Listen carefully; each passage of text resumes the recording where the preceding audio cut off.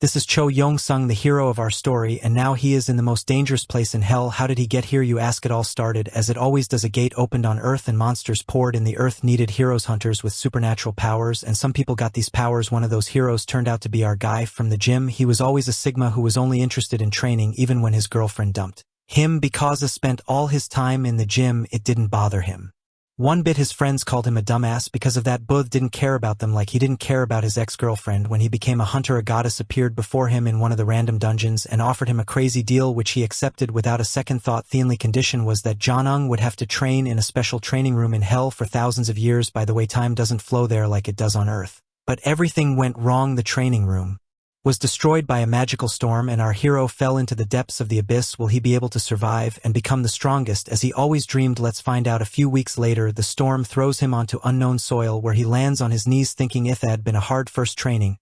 He wonders if this is the next place for his training. Little does our dear Choi know that this is an empty place in the abyss, ungoverned by any constellation, and the first time he finds there is a serpent like monster that is humongous in size but has scales of stone. Choi wonders if he is supposed to catch the serpent. The serpent looks like Onyx from Pokemon, but despite that, it appears to be an A-rank monster far above his own capabilities as a mere C-rank hunter. He wonders if the goddess has grossly overestimated his abilities, but soon pushes the thought aside, thinking that she must have thought of all this already. He punches it with all his strength, but it does not even move or react. His attack is too weak to hurt it. Choi watches as his fellow hunters discuss the divine celestial technique, a D-rank martial art. They dismiss it as too slow and difficult because they fear the long and frustrating path to mastering it. No one wants to take on this challenge except Choi, who is interested in the divine celestial technique, even though others think it is a waste of time. Two older hunters warn him that it is a slow and difficult technique. It relies on inner energy, which takes a long time to develop.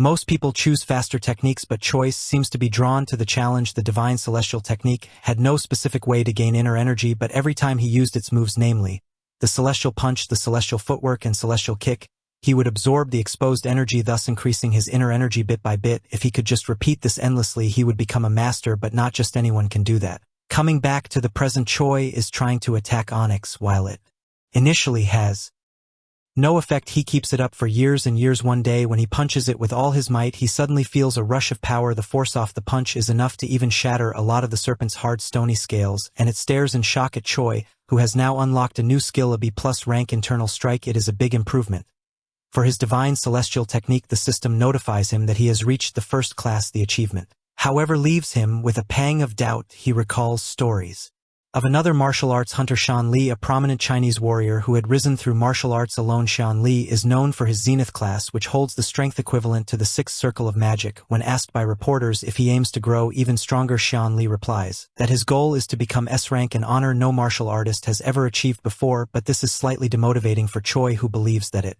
would take him nearly 1,000 years to reach such a rank. Nonetheless, tears of joy sting the serpent's eyes on realizing that Choi's training has ended, and so have the serpent's days as a punching bag. Choi assures the serpent that he has no intention of killing it after all. He was the one who had chosen it as a training partner, and their battles have been beneficial to him. When Choi is wondering where he has to go to start training again, the serpent bows its head, lifting him up as if offering him a ride. Choi is surprised but thanks the Onyx, as it takes way too long to move around on foot. It has been 100 years since he first arrived in this abyss. His memories drift back to the sound he heard upon arrival, a deep resonant hum like the distant echo of a mana storm. He remembers wondering then if the goddess herself was guiding him now as the serpent carries him forward.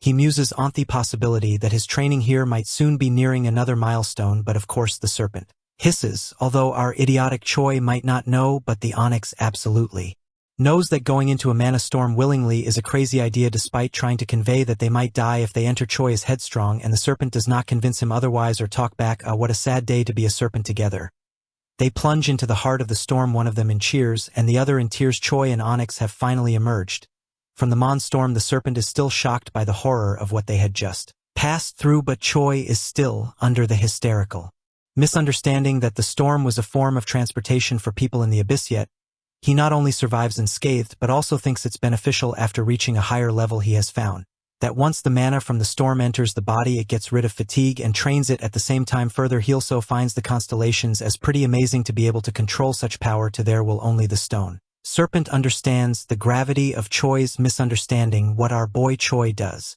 not know is that he had barely managed to hold on to his life the first time and that had luckily prepared his body to not be shredded by the current storm. All of a sudden Choi wants something to eat, although he does not really feel hungry even after his 100 years fast. Onyx lowers its massive head and offers chunks of its own body to Choi, merely fragments of rock. Well, of course they fell from its body, so it is technically meat too. He wonders if he can really eat it. Onyx starts nudging the rock towards him as Choi wonders if this is payback for the 100 years. However, the sincere look on Onyx's face is evident. Choi smiles and hands it back, saying he cannot eat Onyx no matter how hungry he is. This small action somehow brings up a system prompt saying he has gained a complete understanding of the Great Serpent and has learned the stone martial arts. With the new skill learned, Choi could not wait to try them out. He felt strong enough to smash and flip the earth and flexible enough to swim through the air. Although the new technique is interesting, he does not intend to stop using the divine celestial techniques. Every transcendency his deepens his enlightenment as he looks forward to what the new training exercise will be like. Driven by this desire, he eventually finds himself standing before a vast sea, its waters a shade of unnatural purple. Aware of the danger such an environment poses to a creature of stone, he commands Onyx to remain behind. Cho steels himself and strides into the waves, his body bracing against the oncoming tide. Though his defenses soon falter under the unrelenting pressure of the poison sea, his divine celestial energy is getting consumed rapidly, and complete depletion of his energy can put his life at risk underwater.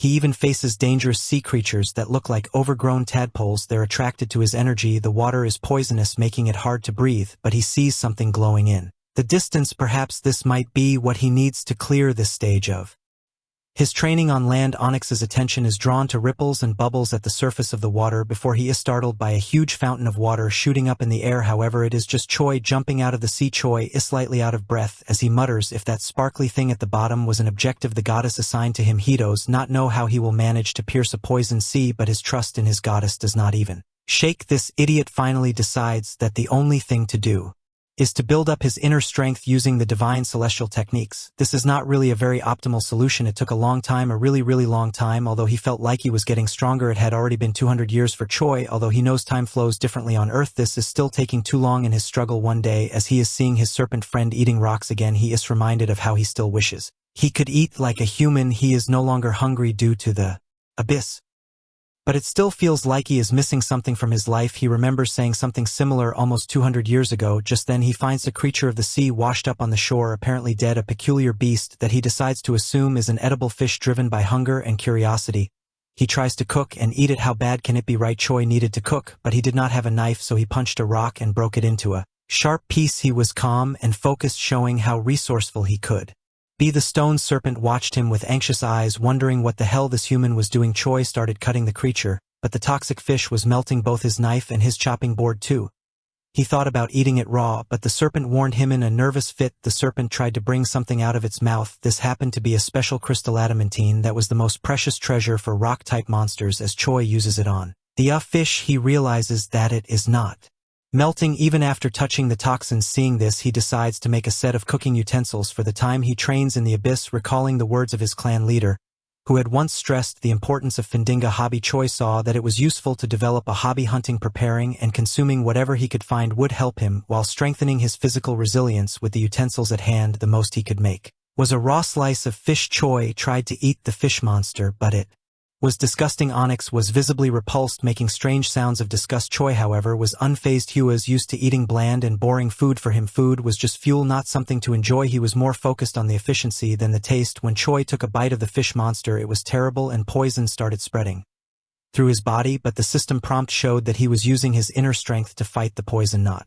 only did he survive, but the poison actually made him stronger. He realized that these creatures could be a source of power as long as he did not become intoxicated, and he could even harness their energy. Feeling stronger, Choi looked at the sea, saw the creatures not as enemies now but food. He decided to eat them all, using their power to make himself even stronger. He would not be afraid of their poison anymore. Choi spent a few hundred years exploring the depths of the sea, fighting and eating monstrous creatures. Gradually, he became immune to their poison and even learned to use it as a weapon. In the end, his poison immunity turned into unconquerable poison immunity. Now, he was not just immune to poison but also capable of using it by pulling on the poison in his danon. Even his divine celestial technique ascended to new ranks. Even though Choi was powerful, he wondered why the goddess had not called him back yet. He thought about Earth and wondered if it was still the same. He knew he was very strong now, maybe even the strongest hunter on Earth, but the abyss was endless, and He felt he should continue his training thus. It was finally time to say goodbye to his stone serpent friend. They had been through a lot together, but the serpent could not go with him to the deepest parts of the ocean. It was too dangerous. The serpent did not want to leave, but Choi knew it was the right thing to do.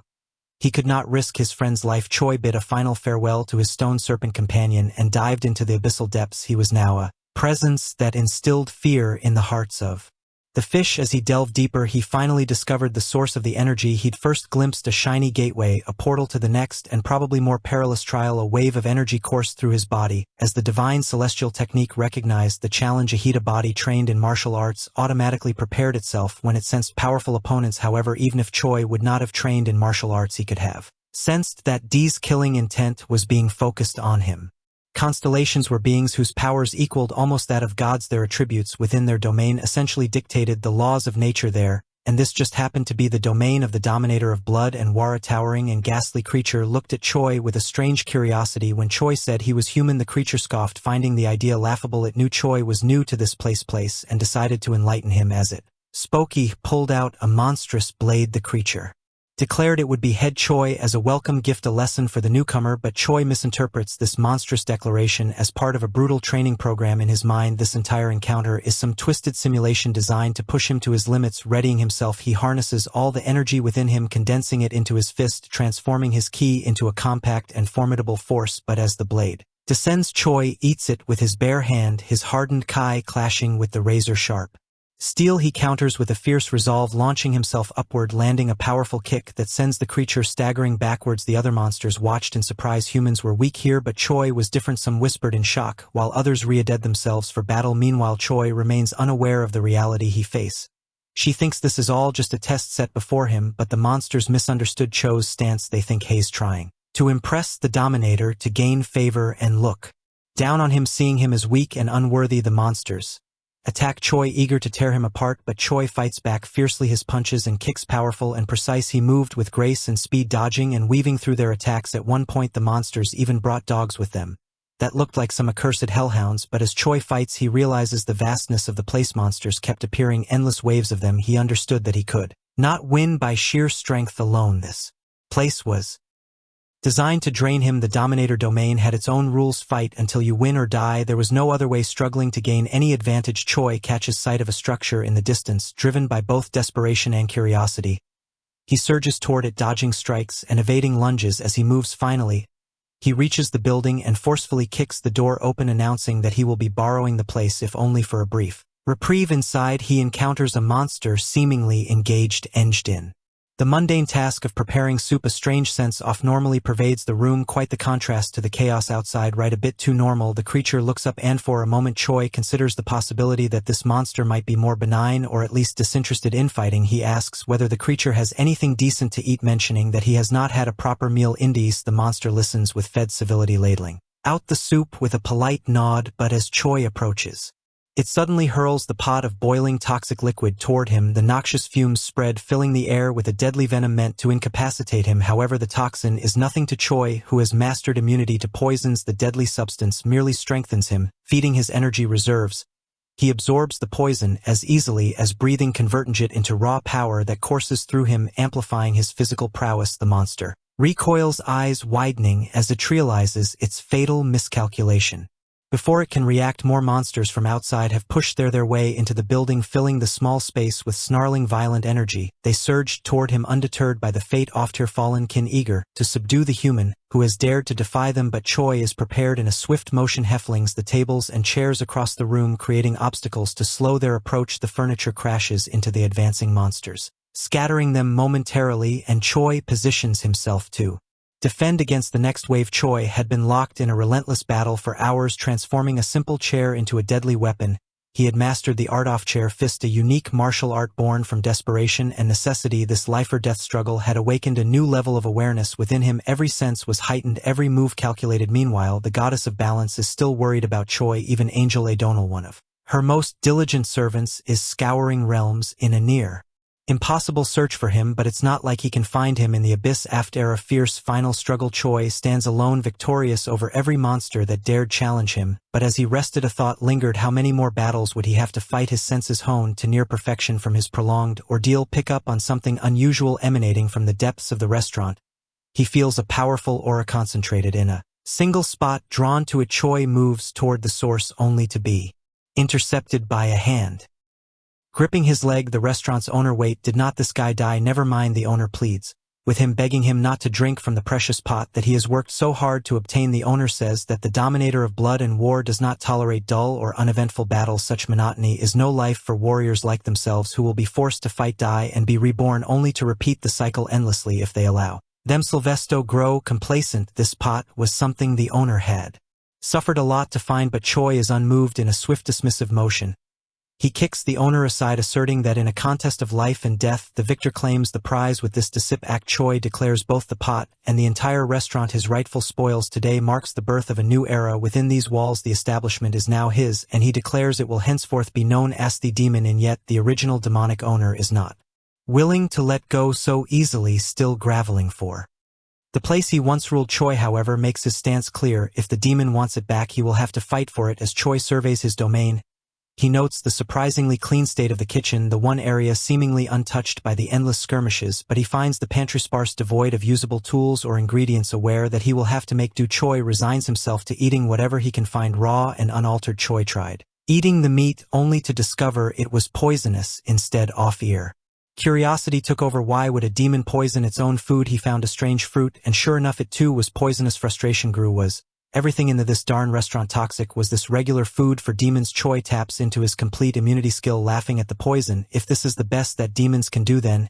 he'll make a feast out of it. And why not? If's immune to poison, he might as well turn it into a power-up. After all, a little poison never hurts anyone. Right from that day on, Choi settles into a routine that borders on the bizarre. By day, he battles monsters that venture into his and testing his strength and honing his chair fist technique. By night, he was experimenting with poisons and ingredients that would look unusable in conventional cooking. And so hundreds of years pass. One day the old demon owner came back with his army of monsters. They wanted to take back the inn. He acknowledges their persistence, but it does not matter, as they cannot defeat him. He warns them while kicking them out that this place is no mere restaurant-itis. Now the demon, in his years of fighting, have tempered him, and suddenly a system prompt appears saying that he has received the A-rank skill body and fist. This strengthens his divine celestial skill and makes his inner strength circulation faster. For a martial artist, the body and fist technique is a very powerful skill that makes people dozens of times faster and synergizes the body and mind. Many people want to learn it, but very few can.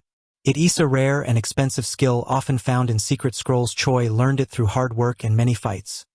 Although even he does not know the exact requirements he had to fulfill for it, but what he does know is that if people in Earth knew about his skill, they would be very jealous of. Of course, that's not happening any sooner than him returning to Earth. Meanwhile, the monster continues to pour in, and unbeknownst to Choi, a dark figure flies through the sky approaching the inn. One regular day, the ground was covered with the bodies of monsters he had defeated for 100 years. He had lived there fighting and winning against countless creatures. No monster could defeat him. They tried to attack him, but he was too strong. This place was his home, and no one could take it from him. Any attempt to breach his encampment, to lure him out or provoke him, ends only in their own destruction. The monsters were now gathered around Choi's camp, trying to find a way to defeat him, but no matter what they did, they could not break through his defenses. They were frustrated and confused. Choi also felt restless. He was strong, but he felt like he could be even stronger, but just did not know how. Suddenly the monsters outside the camp start shouting about how they had fresh void beast meat and adamantium. They taunt him as they shout about the treasures lying about, trying to lure him out of his impenetrable fortress. Choi was annoyed not by the monsters' taunts but by their pathetic attempt at acting. He finally stepped out of his safe place, ready to fight. He knew that staying inside would not help him grow stronger. He wanted to challenge himself and reach his full potential. As Choi exits his sanctuary, the monsters swarm him, but he dispatches them effortlessly, one by onis. He has done countless times before, yet this time there was a new monster in the crowd, much larger, and looking much more menacing. The monster draws its massive sword, slamming it into the ground with a force that shakes the earth. Choi, undaunted, sidesteps the blade, evading the strike. The monster sees, unable to accept the prospect of defeat at Choi's hands. In that moment, Choi recalls the words of Sean Lee, a renowned martial artist and a class hunter, who once described the ultimate stage of martial arts as one where confidence in oneself is absolute. In the past, such confidence had eluded him. His focus had been entirely on cultivating inner strength, on relentless, desperate attacks against his foes. His urgency, his drive stemmed from an underlying insecurity he could never fully name, but now, standing amid his fallen foes, he realizes he has shed that insecurity. Choi feels at peace. His mind is calm as a still lake. The world around him seems to speak to him, affirming his strength He moves fluidly, seamlessly evading attacks. His body imbued with the divine strength granted by the celestial technique he has mastered. He no longer relies solely on brute force. Instead, he absorbs and redirects his opponent's strength against them through this realization. He attains enlightenment, understanding the full counter technique. It is an insight that transforms him. He silently thanks the demons for their misguided attempts. Apart from the technique, he also obtained the adamantium and the rare meat. After all, Choi went back to his safe place, laughing at the monsters. He told them he would only fight when they brought him meat or adamantium. The monsters were confused and angry. They knew they could not beat him in a fight, so the next time they brought the materials, they tried to attack him from far away by bombarding him with powerful magic. A series of explosions shattered the air, flames and shadows intermingling in a fierce assault on his encampment. But as the smoke clears, the demons see Choi's silhouette rising unharmed.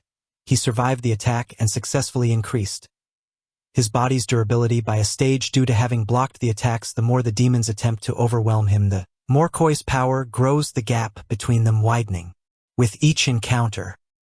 As the years go by, the monsters finally realized they could not defeat Choi. They were tired and hopeless. Choi, feeling a bit playful, let them attack him one by one. He knew he would win, but he also understood their desire to fight. Monsters line up to fight him, and the waiting line is long as hell. The demons are surprisingly docile, as Choi promises to fight them all as long as they do not make a commotion. Sigh these muscleheads. One such day when he is thinking about how he has gotten quite close with the demons too, he examines the hunter card given to him by the association long ago. The card, enchanted with magic, displays his current stats, and he marvels at the transformation. Once a mere C+ rank, Heno possesses abilities far beyond anything he could have imagined. His rank has not changed, but his skills have evolved: a divine celestial technique, complete poison immunity, body and fist mastery, full counter mastery, invulnerable body, and the legendary 3 flowers convergence. He has achieved the state of heavenly perfection, a resonance with the world itself, granting him an insight that transcends all others. It is this final skill, the resonance from the world, that intrigues him most. It is an ability he has never heard of. His stats have grown incomprehensibly high, and every skill he possesses has ascended beyond anything once imagined. His list of abilities stretches on, each one shining with a rank mastery, but convergence of 3 flowers. Now that was something even more profound, more mystical. This technique, rarely seen on Earth, was a martial ability hunters only spoke of in legend. The convergence of 3 flowers marked the pinnacle of Kai cultivation. Hunters used it when their powers were honed to absolute purity, when the quality of their inner strength was refined to an immaculate state. Should this purity falter, the skill would weaken, yet if nurtured, if cultivated with dedication, it could elevate a warrior to mythical status, a pinnacle where 3 flowers of Kai vitality and spirit bloom is one. Choi remembers tales of great martial artists who'd achieved such a level. Those individuals were known to have mastered unique rank techniques like Violet the Divine Technique or the legendary Divine Tai Chi Technique. To reach this pinnacle was to touch the heights of martial skill, yet Choi never intended to seek such perfection. He had wandered through the abyss, his time stretching into an eternity, cultivating a pure form of inner strength without ever realizing its impact. Unknown to him, his body has now become the embodiment of a heavenly martial body, an ideal physique where his affinity for Kai reaches unimaginable depths. While this is often considered an innate gift, a rarity among the rare, Choi now understands that his body has been refined through sheer will, not merely bestowed by fate. Far away, the goddess of balance sees in her realm, her gaze unable to locate him. She has lost track of Choi in the ever-shifting layers of the abyss, his existence hidden from her omniscience. Choi, however, remains oblivious to her frustration, his focus solely on his own path. His skills have evolved beyond mortal comprehension, and he's now attained what he deems the state of perfection. This level is born of relentless training and countless battles, a state that allows him to observe martial techniques once and master them instantly. Skills that took lifetimes to perfect are his to wield in mere moments as a mage summons spells, and yet resonance from the world eludes his understanding.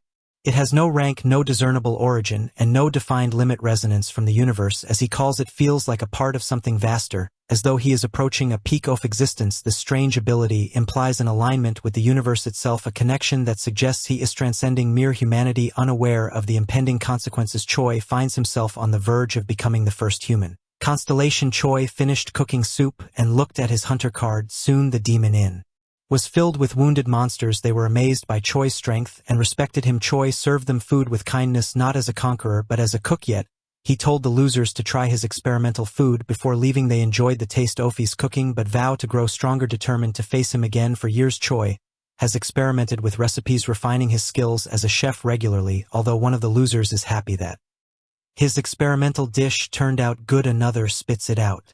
saying not even a pig would eat it. Obviously, he cannot succeed every time. Just then a demon throws the food on the ground, complaining that he is there to fight and not eat, but the demon does not even realize what has happened before Choi's warmth extends for a punch from far away and completely obliterates the demon's upper body, killing on the spot. The dumb demon should have just told him if he did not want food, why did he have to throw and waste it? Thus, the time inside the demon continues with playful bickering and lots of food. As time passes, he earns a new skill, Abyssal Grade, cooking, a C-rank ability, yet in contrast his inner strength feels stifled, blocked by the limitations of his current state. His Danon, the core Ophi's power, has reached its peak capacity, leaving him unable to increase his strength further. Reflecting on this, he realizes that no one remains stronger than him within the confines of his world. The once insurmountable heights he sought to conquer now seem within his grasp.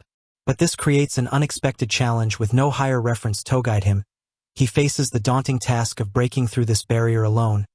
He needs a formidable opponent, someone who can push him beyond his limits, but in this place he has found only monsters who either fear him or revere him as an unbeatable force. A knock echoes through the inn, interrupting his thoughts. A demon enters and Choi welcomes him, informing him of the news of high-quality meat brought in that day. Yet, as he turns, the monstrous figure standing at the threshold is unfamiliar. This creature exudes a power that is incomparable. Tatho's Choi has encountered before, its aura radiating an intense, almost infinite magic. Choi knew this meeting would be important. The creature's power was immense, even greater than Cho. This would be a new challenge, a chance to grow stronger. This stranger could be the adversary he has sought. Choi offers meat dabber without the rice to the stranger today. Choi, observing from behind the counter, notices immediately the vast aura that engulfs the beast. It is clear that this creature is not only powerful but possibly even stronger than him. As the monster finishes its meal, it casually produces a massive ingot of adamantium, a precious metal Choi has only heard of in legends. Its size alonious, a marvel far larger than anything Choi has ever seen, and for a moment he's taken aback by the sight. Curiosity piqued, Choi offers the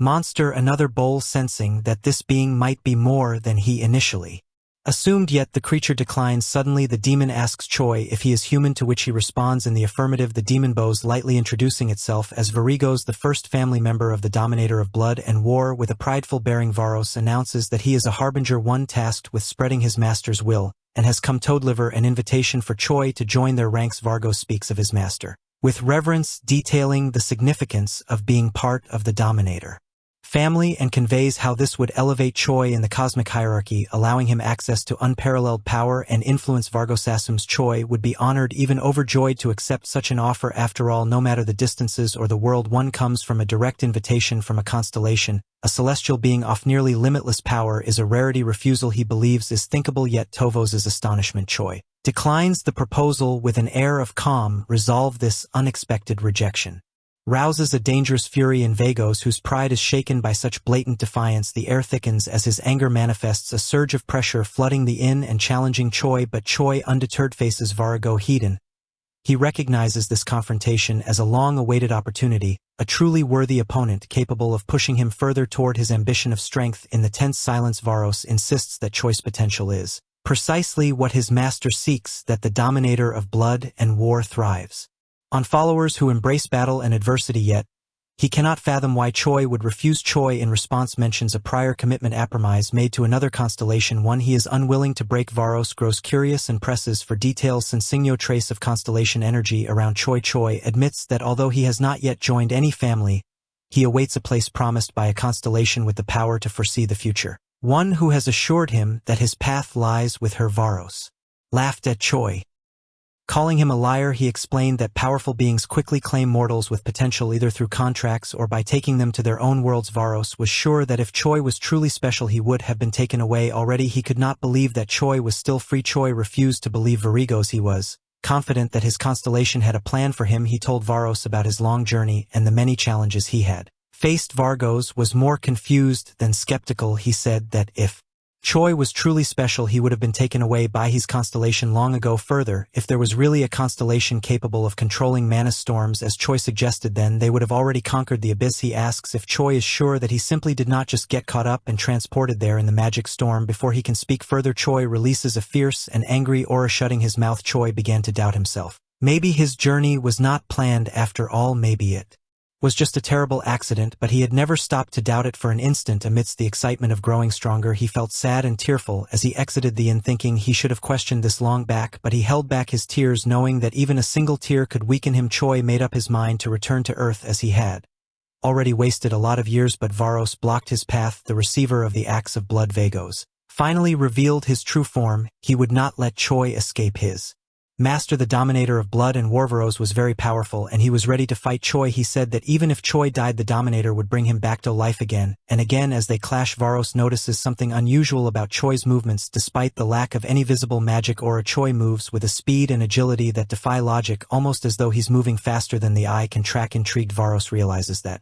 this must be a result of the celestial footwork technique, a rare skill that uses physical prowess with divine power, allowing Choi to maneuver in ways that seem impossible for a mere mortal. The sight stirs Vasa's warrior spirit, and he intensifies his attacks, drawing upon his blood baptism technique, an ability that bypasses the need for traditional mana and taps directly into his own vitality and rage. A rain of corrosive liquid that looks like blood, yet Choi's invulnerable body technique shields him from the worst of Vargo's attack, but it still will not be enough to put up with the enemy's skill for a long time. Meanwhile, the demon taunts him to finish up soon as his master, the dominator of blood and war, awaits them.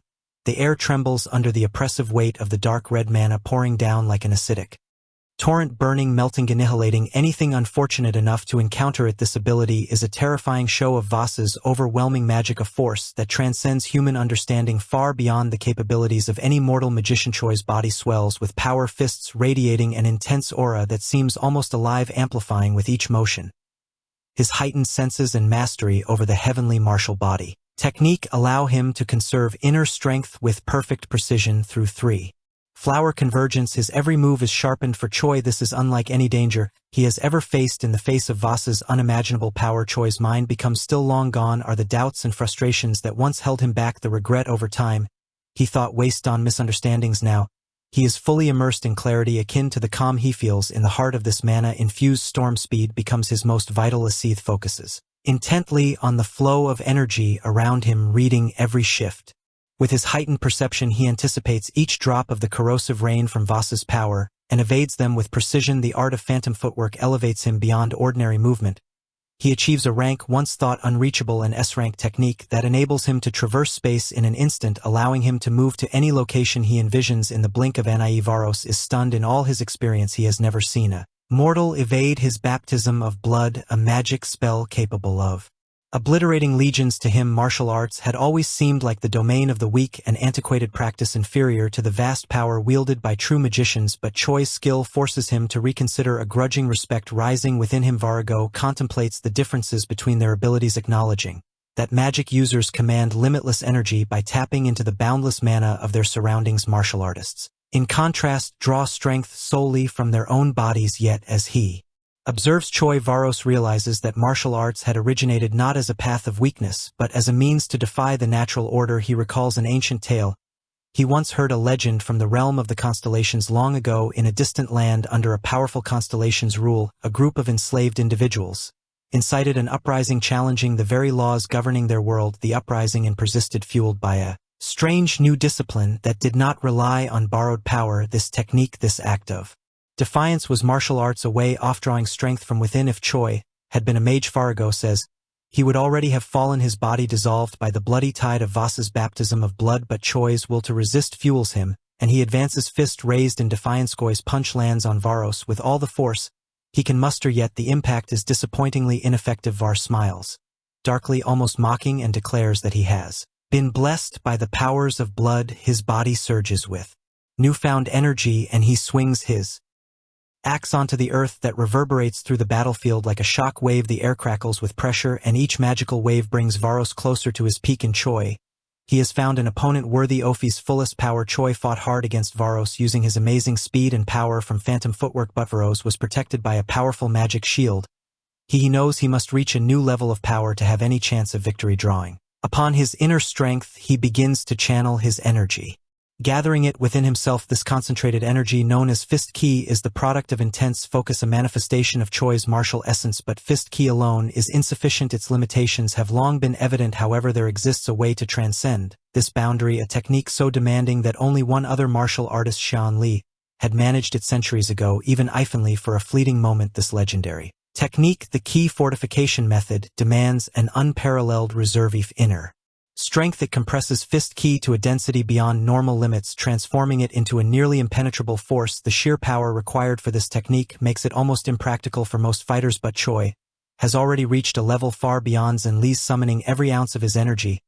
He channels it into his fists. Choi gathered all his strength, his body glowing with a fierce energy. With a thunderous step, he launched himself at Varro's, his fist a weapon of pure power. The impact was earth shattering. In Voss's magical shield cracked and shattered under the force of Choi's attack. The once seemingly invincible shield of blood magic has finally been destroyed. Likewise, Varros is master's blessing, the powerful aura that has safeguarded him through countless battles, splinters into fragments. Yet Varros cannot accept what he sees. Choi, however, knows he is treading dangerous ground. Each of his techniques depletes his inner strength at an unforgiving rate, yet the battle rages on with no respite and no forgiveness. A brilliant light, blinding in its purity, fills the vast dark arenas. Choi and Varros clash above monstrous creatures gather to observe, whispering in awe among themselves. It has been nearly half a year since the conflict began, and still neither warrior submits to the audience. Cho endurance is the stuff of legend, yet Choi is far from invincible. Gritting his teeth, he channels his inner reserves, pouring his remaining ki into his next attack, a celestial punch imbued with his fist aura.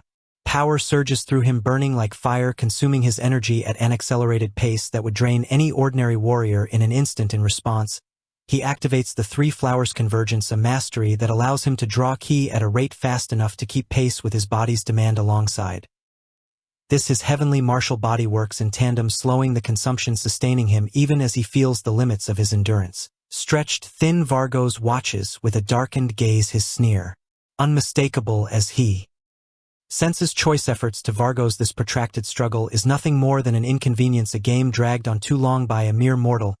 He decides in this moment that the time has come to end this futile exchange. He will crush Choi, erase him entirely, and lay waste to every spark of defiance that dares to rise against him. Vargos calls upon his master's gift, summoning a dark, unholy power that has long lain dormant within him. Flames erupt around him, burning Withan. Intense heat, his strength multiplies infinitely, transforming him into a vessel of pure destruction. His once massive figure shifts, condensing into a compact, swift form that grants him agility unlike any he has wielded before. Now, with this amplified strength and newfound speed, Varros moves with an otherworldly swiftness, darting around Choi in blinding arcs, his figure a dark streak against the dim backdrop of the abyss. For Choi, survival becomes an impossible test of endurance. The one impenetrable protection of Choi's body begins to crack under Voss's relentless onslaught. He feels the familiar weight of ki depletion, his body teetering on the brink of emptiness, yet he cannot afford to lose focus, as that would mean death. Knowing that time and energy are slipping away, Choi finds himself faced with a desperate decision. His only choice is to push forward, to sacrifice every last reserve if necessary to bring this battle to an irrevocable end. From the moment he had entered the abyss, he had never once emptied his inner strength completely. That would be practically suicide for a human here, but with not much choice left, he uses all his remaining inner strength to deliver a punch. Surprisingly, this awakens within himself a new ability, celestial string, an enhancement that weaves divine energy into his techniques, elevating his combat prowess to unparalleled heights. His divine celestial technique begins to evolve in real time, each strike now pulsing with newfound energy and razor-sharp precision as Cho aura expands. Vargo senses a transformation. The thought of this mortal rival ascending off Choi, becoming a new constellation within the abyss, strikes Varros with a horror he has never known. He cannot allow it in his master's domain. In this territory he is claimed as his own. The rise of a challenger is an abomination. Watches with mounting fury as Choi's form begins to expand, growing colossal, his presence towering over the abyss like the dawn of some new unholy god. The restraints that have bound Choi's spirit dissolve, leaving behind only a raw, boundless power. Choi is no longer simply a warrior in the throes of survival. He has become something greater, something transcendent, his inner strength now resonating with the immensity of the cosmos within his Danon. A universe of energy pulses, an endless reservoir of power waiting to be unleashed. He has ascended beyond mortal understanding, reaching a rank of strength that defies description. The technique that fortifies his ki achieves an S rank, elevating him to a level of might previously inconceivable. Along with this, he gains an unparalleled ability, subduing the strong and assisting the weak. Choi's celestial fist comes crashing down one final time, obliterating the last vestiges of Voss's defenses. The Dominator body, once a vessel of terror, shatters Under the impact, the universe vast and unending awaits his next command, his next step. Choi stands amidst the aftermath of his battle with Varos, realizing, with a deepening awareness, that countless constellations across the universe are watching him. The constellations each express their interest in their own ways. The cat of lava and magma acknowledges him with a casual wave of its paw. The cardinal of plague and darkness extends an offer of a weapon, a sickle pose. Even the bull who stomps at the world bellows its approval, yet none captures Choi's attention as much as the dominator of blood and war, who looks upon him with anger. The system notifies that he has won the battle and gained power from the universe due to the effects of his self-sea conquered title. Virgos, despite his own impressive prowess and the bloodshed he conjures, concedes his defeat with dignity. He acknowledges Choi's potential. He encourages him to grow beyond these small victories, urging him to push his power so far that even the constellations themselves would find it impossible to look down upon him. Virgo speaks with conviction, planting the seed of an idea in Choi's mind. Tunde, etch his own name among the stars to become a constellation. Himself, Choi, stunned by the enormity of such an idea, tries to dismiss it, yet he cannot fully ignore it, for Varos, a being of this power, sees something within him, something worthy of such aspirations. As Varos fades from the scene, promising to meet him again for another contest, Choi feels a stirring within, an unfamiliar pressure building. As he contemplates the stares of the watching constellations, he attains a new level of understanding, reaching what he knows to be a zenith, a peak state of being in which he begins to grasp the depth of power that flows from self-mastery. The constellation gazes bear down upon him, waiting and intense, like 1,000 spears challenging his resolve. Yet Choi feels the temptation they bring. The cat of lava and magma proposes a meeting, and the cardinal of plague and darkness does the same. Yet for all their invitations, Choi understands that constellations like these rarely move from their thrones. They must be cautious, for in the abyss competition is fierce. If one constellation loosens its grip over its domain, other ambitious entities would seize it, toppling kingdoms in a single ruthless stroke. Choi to understand that the constellations watch him as they would an arena match, their interest akin to spectators of a universal game. They remain distant yet fully aware, waiting for him to slip, to falter, so they might consume the remnants of his strength for themselves. The dominator of blood and war soon reveals his true intent, placing a bounty on Choi's head. Choi faces a relentless barrage of monsters and demons that rise against him, drawn by the bounty and by their own hunger for strength. He has always fought to carve his own path, not to serve the whims of greater beings. He knows that aligning himself with a constellation would only subjugate him, trapping him within their unbreakable bonds. Every moment, he's reminded of Voss's words, urging him to surpass even the highest powers of the abyss, to craft a legend that would echo through eternity. Among the crowd of constellations, each offers him something in exchange for his allegiance. The cardinal of plague and darkness tries to entice him with the ability to unleash plagues, a gift as formidable as it is dangerous, but Choi refuses, aware of the chains hidden within the gift. Sparking laughter from the other constellations who mock the cardinal's desperate offer. The cardinal, bristling with frustration, sees at the reject Iona response that only amuses the rest of the constellations. Further, the cat of lava and magma, undeterred by Choi's dismissal of the plague skill, instead offers him a book A2 of magic rich with ancient spells and secret knowledge, the fabled cat's book. But Choi, resolute in his path, declines the gift, declaring that he will rely on martial arts alone. The cat, mildly disappointed but not entirely surprised, then tries another approach. It presents him with a piece of adamantium, a rare metal gleaming with an otherworldly light. The offer is tempting, a material that could bolster his defenses to near invulnerability. This time Choi accepts, but only on his terms. He will use the metal not as a symbol of submission, but as a tool to forge his own destiny. He is no one's subject, no one's pet project. The cat, seemingly pleased yet subtly exasperated, advises him to consider forming a contract if he wishes for even greater resources. But Choi's voice rings out, defiantly rejecting the notion of submitting himself to any celestial entity. No way in hell is he going to become a lackey after coming such a long way. And for the cat, this hipster remains a hipster. Choi finds himself gazing one last time upon the constellation of the cat of lava and magma. A peculiar sense of finality lingers in the air. As he prepares to leave, he wonders where the hell the cat learned words like those. Choi walks back and arrives at the demon, and yet now it is unrecognizable. The inn is in ruins, walls crumbling and shadows thick with desolation. Amid the wreckage of the inn, he searches for a lost piece of adamantium, a part of his past that perhaps does not hold the meaning it once did. Hik, indifferent now, ignoring the silent taunts from distant stars and the playful remarks of the constellations watching him, he leaves the inn behind, stepping away from all that has once been familiar. Meanwhile, the Angel Adak Canal wanders in the abyss. Adenal surroundings are bluish and filled with plateau-like flat surfaces that form the ground here. A Two-headed leopard-like creature turns its head on being called as Adonal asks if they have seen Choi, showing them a hologram of him and even telling them that a constellation is looking for him. However, the creature is not cooperative but hostile and attempts to confront the angel, but this is useless because Adak Konal's power is overwhelming his punch. Throwing the monster aside effortlessly, the monster is daunted by his might. In a rare moment, the angel's voice resonant and cold questions the others surrounding them if they've seen Choi. Even here the creature's envy and grudges are apparent, and the two-headed creature who got beaten tries to desperately apologize. With a sigh, the angel leaves and the search for Choi continues. Elsewhere, another watcher takes note of the events unfolding. The observer with a 100 faces, a constellation of profound perception. Cho's actions from afar. The demon king of lambs, intrigued by the unfolding journey, promises a reward for any news of Choi's movements, adding yet another layer of intrigue to the search. The master of twisted hallucinations scoffs, suspecting some hidden motive behind the goddess's actions. As in the mortal world, constellations have their rivalries and ambitions, each curious as to why this angel has ventured beyond its bounds. What secrets might lie in a Mereservant's path? The constellations, bound by their cosmic territories, seldom roam freely, limited by the divine constraints that tether them to specific domains. For one like Adak Kanal to wander to seek across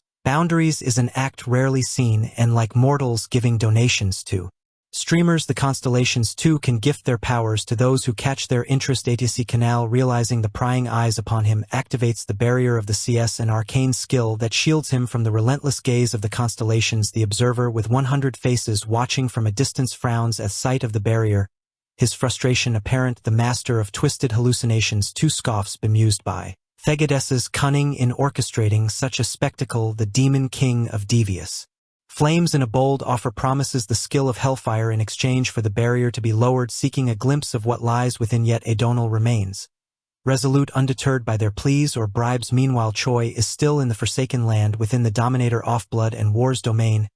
He raises his fist, striking the empty air. While training, Choi had mastered the divine celestial technique. He was no longer human, he was a godlike being. Every move he made was perfect, every strike powerful. He was one with the world, his power flowing through everything around him. Yet he continues using the celestial punch, just like when he first started training with a final punch. A system prompt notifies that he has chosen a life befitting of his status. As his existential power increases, when he slayed Varos and decided to leave the Dominator domain, he had seen a large change to the unknown skill called resonance from the world. He had reached the peak of his presence, and the world was residential, aiding in response. Thesis, what earned him the title of the undefeated avatar of training, embodying the art of self-perfection, ever pushing the boundaries of his form. But how is he supposed to grow stronger and become a constellation now? As Choi contemplates his path, monsters approach, guardians of this dominion. They mock him, belittling his intrusion as an affront to the Dominator authority, taunting him with memories of past encounters. Yet within him the realization dawn that his pathto constellation hood lies in honing his essence, deepening his existential power. To exist as a constellation, he must embody the ideals he seeks, his presence growing until it is large enough. Heffaces the monsters with renewed purpose, dispatching them with grace and precision, even wielding one hand at times, as if their attacks are but an afterthought. As years pass, he trains tirelessly in the abyss, a place untouched by the constellation's light. His power grows not only through his inner strength but through skills born from his confrontations. He gains new abilities, subdue the strong and assist the weak, and self-see conqueror titles that embody his strength. His power of presence swells, an aura that commands and influences. The skill of self-conqueror resonates, showing others the path of inner mastery, a rule unto itself. If constellations would start following contradictions, where a cardinal of plague and darkness would wield healing magic, and a dominator of blood and war would speak of peace, their power would weaken, and so will celestial standing.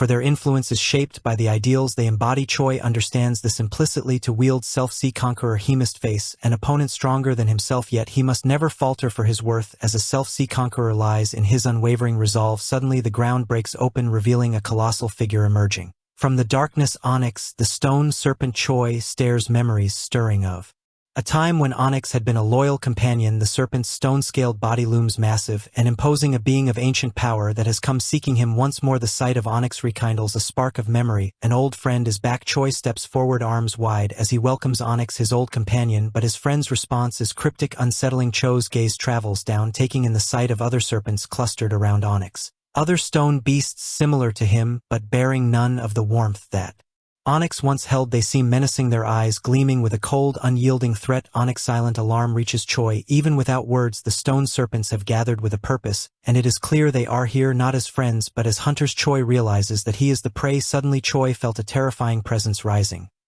From the earth it was a creature so huge and powerful that it made everything else seem small. Choi knew this creature's magic was so strong it filled the air with a chilling energy. He was facing his greatest challenge yet. The Hydra, a gargantuan serpent bearing 9 heads. Choi has attracted the attention of constellations before, beings who watched and judged his every move. Some cheered him on, admiring his unyielding strength, while others sought his downfall, seeing in him a potential rival who, if left unchecked, could disrupt their celestial hierarchy. Among his most relentless adversaries is the dominator of blood and war, a being who despises Choi for having vanquished a servant in his own domain, an unforgivable affront in the eyes of a constellation. The dominator and other powerful beings saw Choi as a threat. They wanted to stop him from becoming too powerful, so Choi went to the abyss, a place where powerful creatures lived free from the control of the constellations. The Hydra, the ruler of his own domain in the abyss, was one of the most powerful beings there. It had immense power, but it was wild and uncontrolled. Within Choi's skills ignite in response to the threat. His abilities to subdue the strong and empower the weak surge to life, resonating with the energy of his surroundings. He feels his power growing, drawn to the challenge before him. He recognizes that this fight will test him, push him beyond his limits, but his spirit rises to the challenge. The aura of the undefeated avatar of training surrounds him, solidifying his resolve. Onyx's warning lingers in his mind, cautioning him against the imminent danger, yet Choi's spirit, shaped by relentless battles and hardened by endless training, drives him forward. The Hydra sees with rage, perceiving Choi as a defiler of its domain, an interloper who dared to meddle matters beyond his grasp. Each of its 9 heads is alive with a malice so intense it could bring lesser beings to their knees. Poison drips from its fangs, potent enough to incapacitate even the constellations. Its breath alone is a death sentence capable of reducing anything to ashes, yet Choi remains undeterred, standing firm against the Hydra's seething aura. His past battles in the Dominator territory have steeled him against such overwhelming killing intent. He has faced warriors with the same chilling gaze, felt the bloodthirst of his opponents clawing at his mind. The Hydra lunges, its jaws snapping down with a force that reverberates through the ground. In one swift movement, Choi slices through one of its heads, the force of his attack leaving a trail of power in its wake. But the Hydra is not so easily vanquished. Its severed head regenerates, emerging anew. The Hydra regards him with a grudging respect, acknowledging his strength yet proclaiming that he will pay dearly for his transgression. The air is thick with the Hydra's venomous aura, each of its movements echoing the endless wrath of a being that has crushed countless heroes before him. The poison in the air is potent, a lethal fog that would kill most opponents upon contact, but Choi endures, fortified by an immunity that shields him from its fatal effects. Yet the Hydra's presence is unlike anything he has ever faced, a constant barrage of power that seems to increase with each moment. The battle takes on a surreal quality as Choi's existential power swells, resonating with the energies of the abyss, feeding off the Hydra's fury and amplifying his resolve. The Hydra attacked Choi's mind, trying to break his spirit. It taunted him, saying it was the strongest creature in the abyss, but Choi resisted the Hydra's mental attack, determined to stay focused. The Hydra lunges again, its head striking with relentless fury, each one bloating up with poison that clouds the entire area. However, when the Hydra thinks that it has defeated Choi, he jumps up through the cloud of poison unharmed. The Hydra's poison is nothing before his immunity, and though his body strains under the force of the Hydra's blows, he endures, his power rising in response to each strike. In the midst of this brutal clash, Choi senses a shift within himself. His battle with the Hydra awakens something deeper. He feels the Hydra's power falter, its once overwhelming force dwindling. Asha's own existential power surges, consuming the Hydra's strength and transforming it into his own. Choi fought the Hydra, cutting off its heads one by one. It would be fair even to call it a one-sided beating, but the Hydra kept regenerating, growing stronger with each attack. Choi realized he needed a new strategy. He could not just keep fighting, the same way he had to find a way to stop the Hydra's regeneration. The Hydra heaves a noxious breath into the air, a cloud of toxic fumes swirling around it. Choi feels the heat and lethality of the fumes, even with his invulnerable body skill. Although he trusts in this skill to shield him, he knows its limits. The Hydra's breath surpasses mere physical damage. It is imbued with dark magic, a volatile energy akin to that of Vagos, a powerful magic entity. Yet Choi knows this creature transcends even Vagos, and his usual defenses might not hold if he is caught within its poison's full force. Undeterred, Choi activates celestial footwork and advanced skill that enhances his speed, he moves deftly between the bursts of poison. He pushes himself harder, seeking an elusive swiftness that might give him the advantage. He needs to exploit any brief openings in the Hydra's assault. As he strives to reach an even greater speed, he notices something strange. The frequency and pace of the Hydra's breaths are slowing. It feels as though time itself has been Dingto Choi's will, allowing him to anticipate and evade the poison clouds with uncanny precision. This phenomenon cannot be explained by Choi's martial arts alone, nor by any of his magical skills. His newfound agility defies reason, surpassing his previous limitations. Realization dawn on him that he has tapped into an existential power, a force beyond physical abilities or acquired skills. It is a manifestation of his very being, allowing him to alter reality, to make time itself bend and fluctuate in accordance with his desires. With every movement, every strike, this power flows through him, aligning the world to his will. Driven by this awakening, Choi launches himself toward the Hydra, severing its heads with precision and decisiveness. The Hydra regenerates, its heads reappearing more furious and tenacious with each resurgence. Choi understands now that this existential power is what grants the constellations their dominion over the abyss. Those beings ancient and transcendent use this same force to carve kingdoms from the abyss's chaos, bestowing blessings and powers upon those they choose. It is a power rooted in the core of one's existence, bound only by the wielder will and strength. With enough existential force, a constellation can reshape reality itself. Much as Choi does now in battle, he channels every ounce of this power into his attacks, transcending his limitations to match and overwhelm the Hydra's relentless regeneration. Yet the Hydrasoul is formidable, an enormous presence backed by an indomitable will. Choi's existential power may alter reality, but it cannot yet bend the Hydra's will to submission. The creature's hatred is palpable, its fury only intensifying. It watches its heads being severed time and again. It snarls, vowing vengeance with each regeneration. However, Choi has no desire to control the Hydra. Instead, he turns his existential power inward, focusing it upon himself. His fortified ki, infused with this existential energy, transforms his weapon into a blade capable of piercing the Hydra's scales, striking deep enough to halt its ability to heal. Forces himself to remain calm, a critical element of his training in this battle. Losing focus could be fatal. Steadfastly,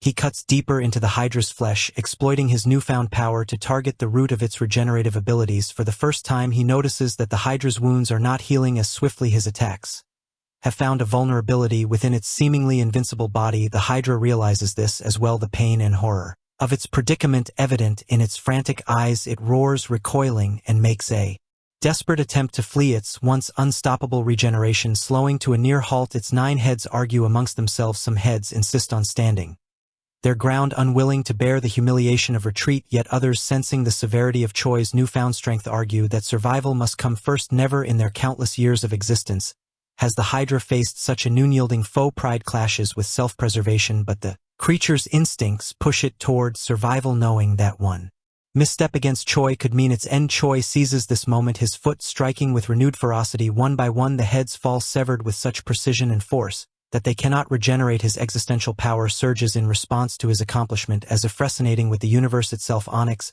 his companion, and others who witnessed this battle stand in stunned silence. The blood, imbued with a fraction of the Hydra's own essence, flows into Choi, merging with his own life force and granting him an A+ skill in undying regeneration. Choi stands amidst the remains of a battle, his gaze is fixed on the slain Hydra before him.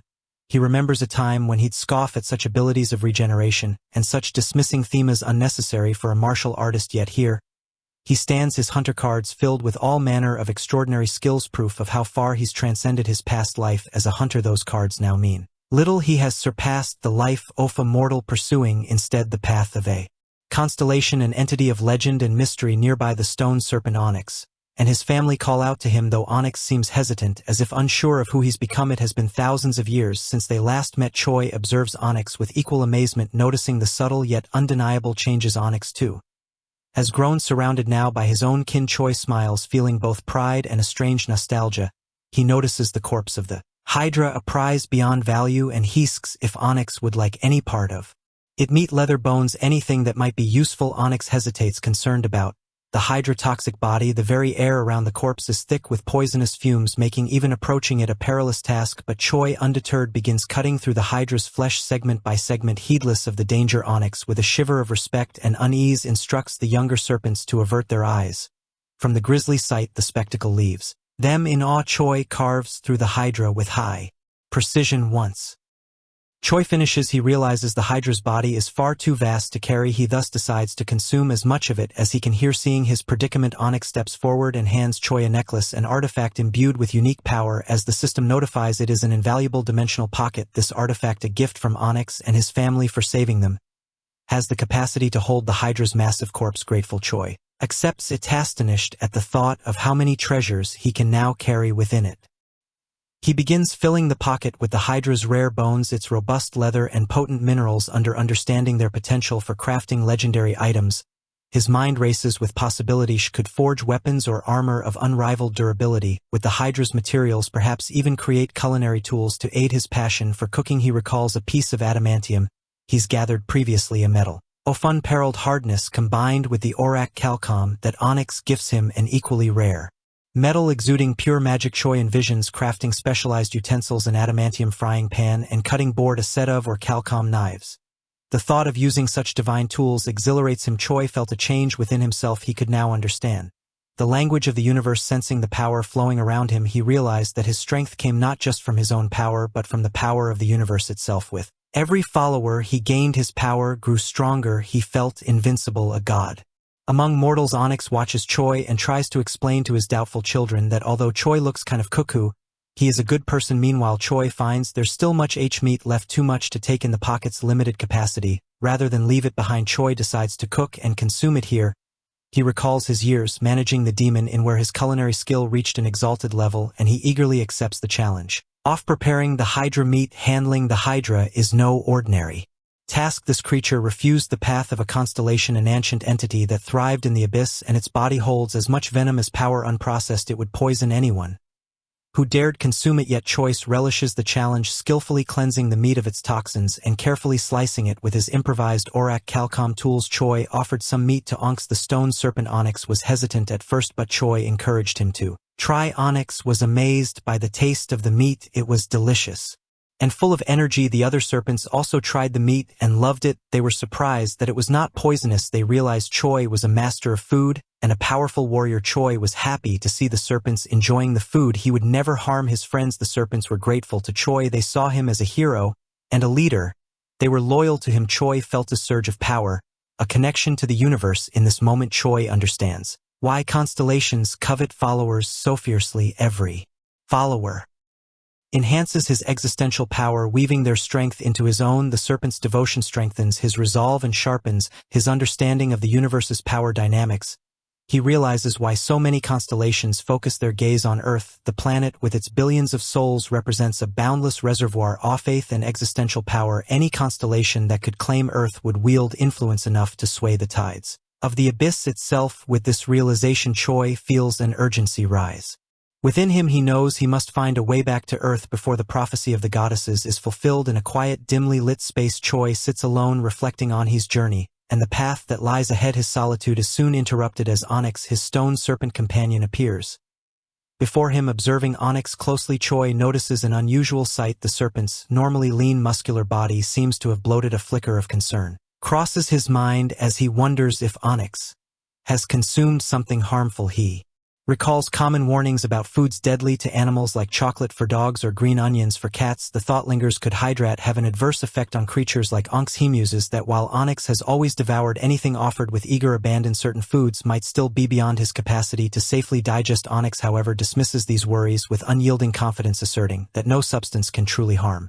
him. For Onyx, all things are edible, each taste bringing some unique experience or benefit. Choi admires his companion's resilience but recognizes that his own journey cannot be delayed here. His goal of becoming a constellation, a being of celestial renown, is not something he can afford to compromise. This sense of purpose, the unwavering consistency within him, he knows is what the goddess recognized when she first chose him. As they move forward, Onyx leads Choi into another realm, the air tinged with subtle magical waves, an eerie pulsing of energy surrounding them.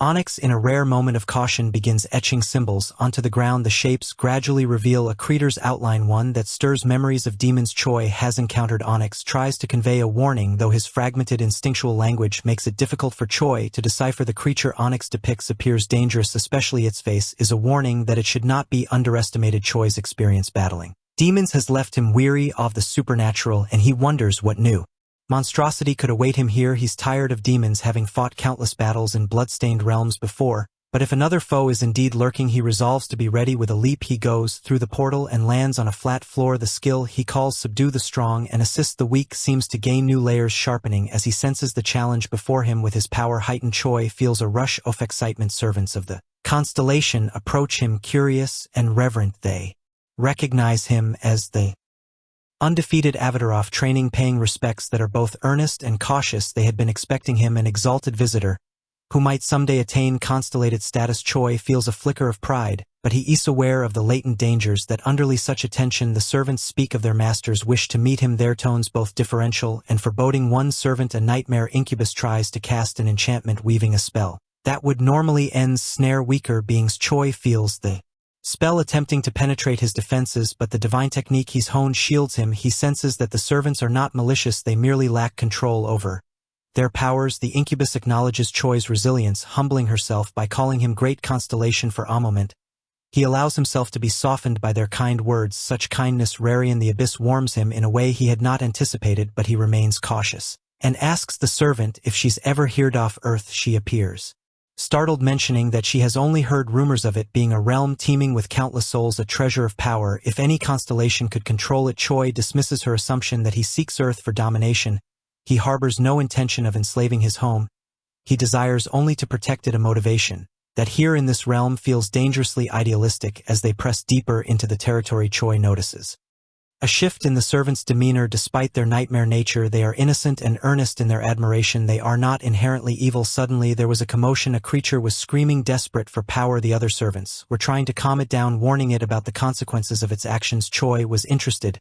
He saw a bit of himself in the creature, its endless hunger for power. Choi was curious about the creature's problem. His companion explained that nightmares needed to feed on the desires of others to survive. Choi, who only cared about training, did not understand his desire was simple and pure. Unlike the complex desires of the nightmare also desired to consume. Choi's unique desire, but assured him that she can control herself. At last they reach an imposing gate adorned with ancient symbols and radiating a formidable energy. The servant pauses, her voice trembling slightly as she admits that she has no authority to proceed beyond this point, but Choi decides to bring her along, sensing that her presence may provide a subtle advantage should he face the unknown within. She is visibly touched, her gratitude palpably as they cross the threshold together. This is the first time anyone has offered to include her in something greater. However, as they enter the room, Choi is blinded by the pink and yellowish light coming from within. However, the servant who guided him here is lying flat on the ground, sound asleep. What greets him is a young girl who is none other than the constellation of dreams, and greet herself. Her ethereal voice speaks softly yet clearly, whispering that Choi has been the cause of recent disturbances rippling through the entire abyss. The voice confesses a long-held desire to finally meet him. Confused, Choi refutes this, stating he is not a constellation, not yet. He feels far removed from such a position. As he speaks, she approaches, seemingly innocent yet with a knowing expression that belies her youthful appearance. Behind her, the servant who had accompanied him to the hollow room lies unconscious, a stark reminder of the dangers that lurk within this surreal realm. The girl insists that once a path is chosen, even the faintest step toward becoming a constellation is enough to mark one. As such, she explains that it is not the title itself, but the very act of walking this path that defines one as a constellation. Choi, turning this over in his mind, is struck by her insight. The girl remarks that actions undertaken along the constellations path are by nature those of a constellation. To further validate her point, she tells him that he can use existential power just like other constellations. Choi wonders if she is in fact the master of nightmares, a being whose is more unsettling than her innocent appearance suggests. As Choi replays his steps back to his arrival in the hollow room, his mind wrestles with thoughts and sensations that seem to echo across time and space. He recalls laying down in a vast blank expanse where the tension and timelessness weigh upon him. It was here that he had refined his celestial techniques, reaching the pinnacle of martial skill. Yet he cannot shake the question now haunting him: does he truly wish to become a constellation, or should he simply embrace the peace he has gained through enlightenment? His thoughts grow more intense, swirling with desires and ambitions that beckon him to indulge in a future that seems within reach. He realizes he stands in a territory governed by dreams and greed, a place where Aspirations manifest in tantalizing visions. The constellation of dreams and greed explains that everyone who enters the hollow room is overtaken by an overwhelming satisfaction in fulfilling desires until they reach a calmness that seems impossible to resist, but such peace is only attainable by constellation for mortals or those who are only beginning their cosmic journey. To yield to these temptations is nearly inescapable. The girl, the master of nightmares, observes him intently and tells him he has not yet fully awakened his potential. This revelation shocks Choi with curiosity. He inquires if she has an agenda in mind. She proposes an alliance, a notion that leaves him baffled. Never did he expect such an invitation. Constellations, in his understanding, are creatures bound by their own selfish nature and entities who transcend mortal concerns and keep their interests close. The girl acknowledges the truth of his view. Constellations are selfish, but they are also bound by choices they cannot easily escape. She explains that selfishness paradoxically can sometimes foster alliances. These alliances are not born out of camaraderie, but rather out of mutual advantage. Choi begins to see her logic. Such alliances provide the constellation with a measure of security, a shield against the relentless cosmic power struggles. She elaborates explaining that constellations are often misunderstood by mortals who romanticize them as gods. In reality, the life of a constellation is fraught with danger. Anent constellation reveals its presence even slightly, and older, stronger constellations may strike immediately. In a realm where the strong thrive at the expense of the weak, alliances become a vital strategy for survival. Not every constellation, she explains, holds a belief in this cruel philosophy of survival of the fittest. Many seek to avoid the ruin brought by the power-hungry beings who care only for dominance. In the shadows cast by this power struggle, there remains a place for desires both subtle and grand, for dreams that possess depth. The master of nightmares requires the nourishment of such desires to fuel her existence. She cannot thrive on simple desires born from fear or longing for lost things. Instead, she needs desires inspired by the changing world, desires that provoke exploration, discovery, and achievement. This need, she admits, binds her within the boundaries of her kingdom. Like all constellations, she is restricted, unable to venture beyond her domain without risking the slow drain of her existential strength. She explains to Choi that the existence of a constellation is parasitic in nature, not as glamorous as mortals might imagine. Though she appears childlike, her needs and limitations are those of an ancient being, a reminder of how dependent constellations are on the desires that flow through their territories. As Choi listens, he recognizes her vulnerability. It strikes him that she has shared much with him, almost recklessly exposing the frailty at the core of her existence. Aware of her weakness, he wonders if she is not afraid that he might exploit this knowledge. Her response is quiet but confident. She has chosen to approach him precisely because of what she perceives in him, a constellation whose desires lack the lust for conquest. She can sense his aspirations, his intense but pure drive for improvement, for mastery of his craft. She knows of his daily training regimen, his relentless pursuit of celestial techniques, not for power but for the satisfaction of pushing his limits. The master of nightmares sees in him an endless well of determination, one that poses no direct threat to her or her kingdom. Unlike others, he craves not dominion but perfection in his martial arts, a drive that might sustain him without veering into selfish ambition. She perceives too his peculiar passion for cooking, an unusual fixation for a constellation, but one that embodies his dedication to skill and creativity. This realization partially convinces Choi that she is genuine, though questions continue to linger in his mind as contemplates. Choi voices a concern about what responsibilities this alliance might impose upon him. He has other pursuits, and he wonders if he could truly be of use to her. The girl, unperturbed, laughs, amused by the thoughtfulness of his inquiry. Few constellations, she remarks, would even consider obligations before considering benefits. She assures him that unless they are under direct attack, he would be free of responsibilities. Constellations, after all, rarely act unless it benefits them, and she sees no need to burden him with necessary obligations. After a pause, Choi agrees to the alliance, sensing it might be a path that brings him closer to his own goals, and perhaps even back to Earth. This arrangement provides him with a semblance of community, even if built upon strategic self-interest rather than true companionship.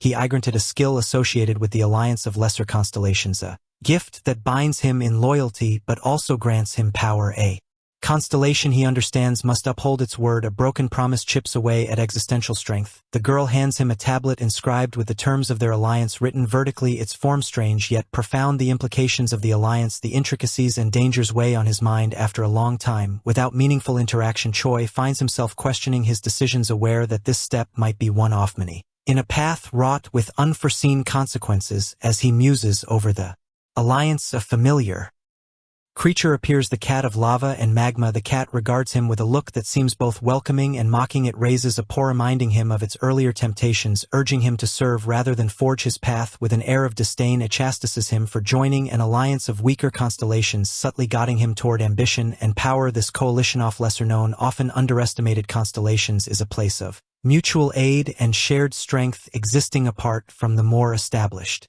and mighty celestial figures. Through the subtle hum of telepathic communication, the cat constellation welcomes him warmly, almost playfully, into their circle. It uses an almost sarcastic tone, conveying its message from mere inches away, yet refraining from physical words. Choi notes the familiarity of it all, thinking to himself how in human terms this meeting of the allied constellations feels like a Zoom meeting, a virtual gathering of minds rather than bodies. He ponders if the higher, more influential constellations must conduct their meetings in the same way. Choi discovers that the Alliance has only 2 of these constellations currently.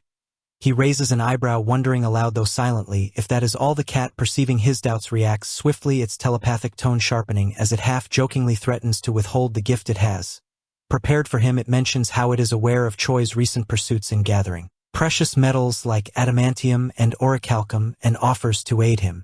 With its renowned blacksmithing skills, the cat speaks with the confidence of one who has shaped the very essence of weapons within the depths of the abyss, offering to forge Choi something of exceptional power, a weapon worthy of his accomplishments. If he formally joins their alliance, Choi, taken aback by the unexpected generosity, admits he had not considered receiving a gift for joining. He replies that he is not yet ost enough or a callum, but would like to make a request once he's gathered more of the rare material. The cat constellation tilts its head in puzzlement, inquiring if the other constellation, the embodiment of dreams and greed, had not already gifted him something. The cat remarks how smoothly Cho's induction into the alliance had gone, how he had agreed even before the topic of gifts came up. Choi can sense the cat's amusement, the faint mocking laughter emanating from its presence, as if it were chuckling at the foolish constellation it considers Choi to be. Choi brushes off the implication, casually remarking that he could leave the alliance at any time if he wished. The cat's mirth halts momentarily, then it dismisses his words as a jest, sensing the seriousness in Choi's voice but opting not to challenge it. The constellation of dreams and greed, Abing, who regards herself with high esteem, reminds Choi of the rarity of generosity among constellations, especially in alliances. She speaks of her preparations to keep him interested, revealing that she too has anticipated this moment by crafting a gift tailored to his needs. She produces a gleaming spherical orb and hands it to Choi, a memento and a treasure filled with rank martial arts scrolls and precious ingots of orichalcum. As he holds it, Choi realizes that the technique embedded within the scroll is akin to energy-draining magic, a form of absorption that holds formidable power against demons. The technique in ancient art stems from the night domain but has yet to be mastered fully. She believes in his potential to refine it, recognizing a unique strength within him. Curiosity piqued, Choi decides to share the culmination of his efforts, displaying the vast collection of adamantium and orichalcum he has gathered over the millennia. The weight of time bears heavily on him as he realizes he has lost track of the countless years he spent in the abyss. The sight of his amassed trove fills him with a quiet satisfaction, a reminder of the purpose he has carried since his first encounter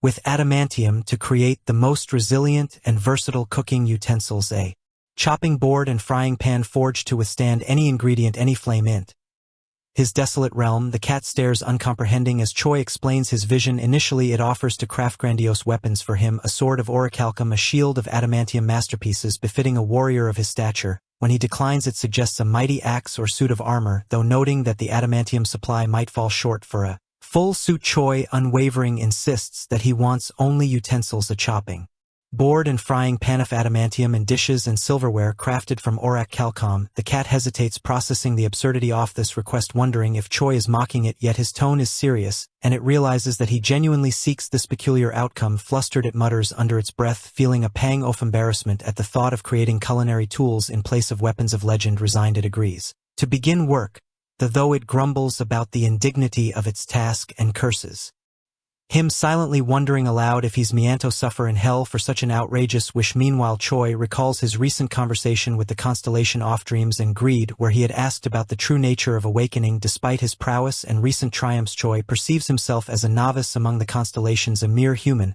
who stumbled into the realm of the transcendent after defeating the formidable Varos. Upon Vasa's death, the demon had addressed him as human, urging him to embraced the title of constellation. From that moment, he had been haunted by a universal resonance message that seemed to emanate from the very fabric of reality, insisting that he was destined for this path, yet he finds himself troubled by his inability to perform magic, a skill he considers intrinsic to the existence of a true constellation. The master of nightmares, the entity of dreams and greed, looks at him with a mix of amusement and exasperation. Dispelling his self-doubt, she assures him that he is no mere rookie, no trainee among their kind.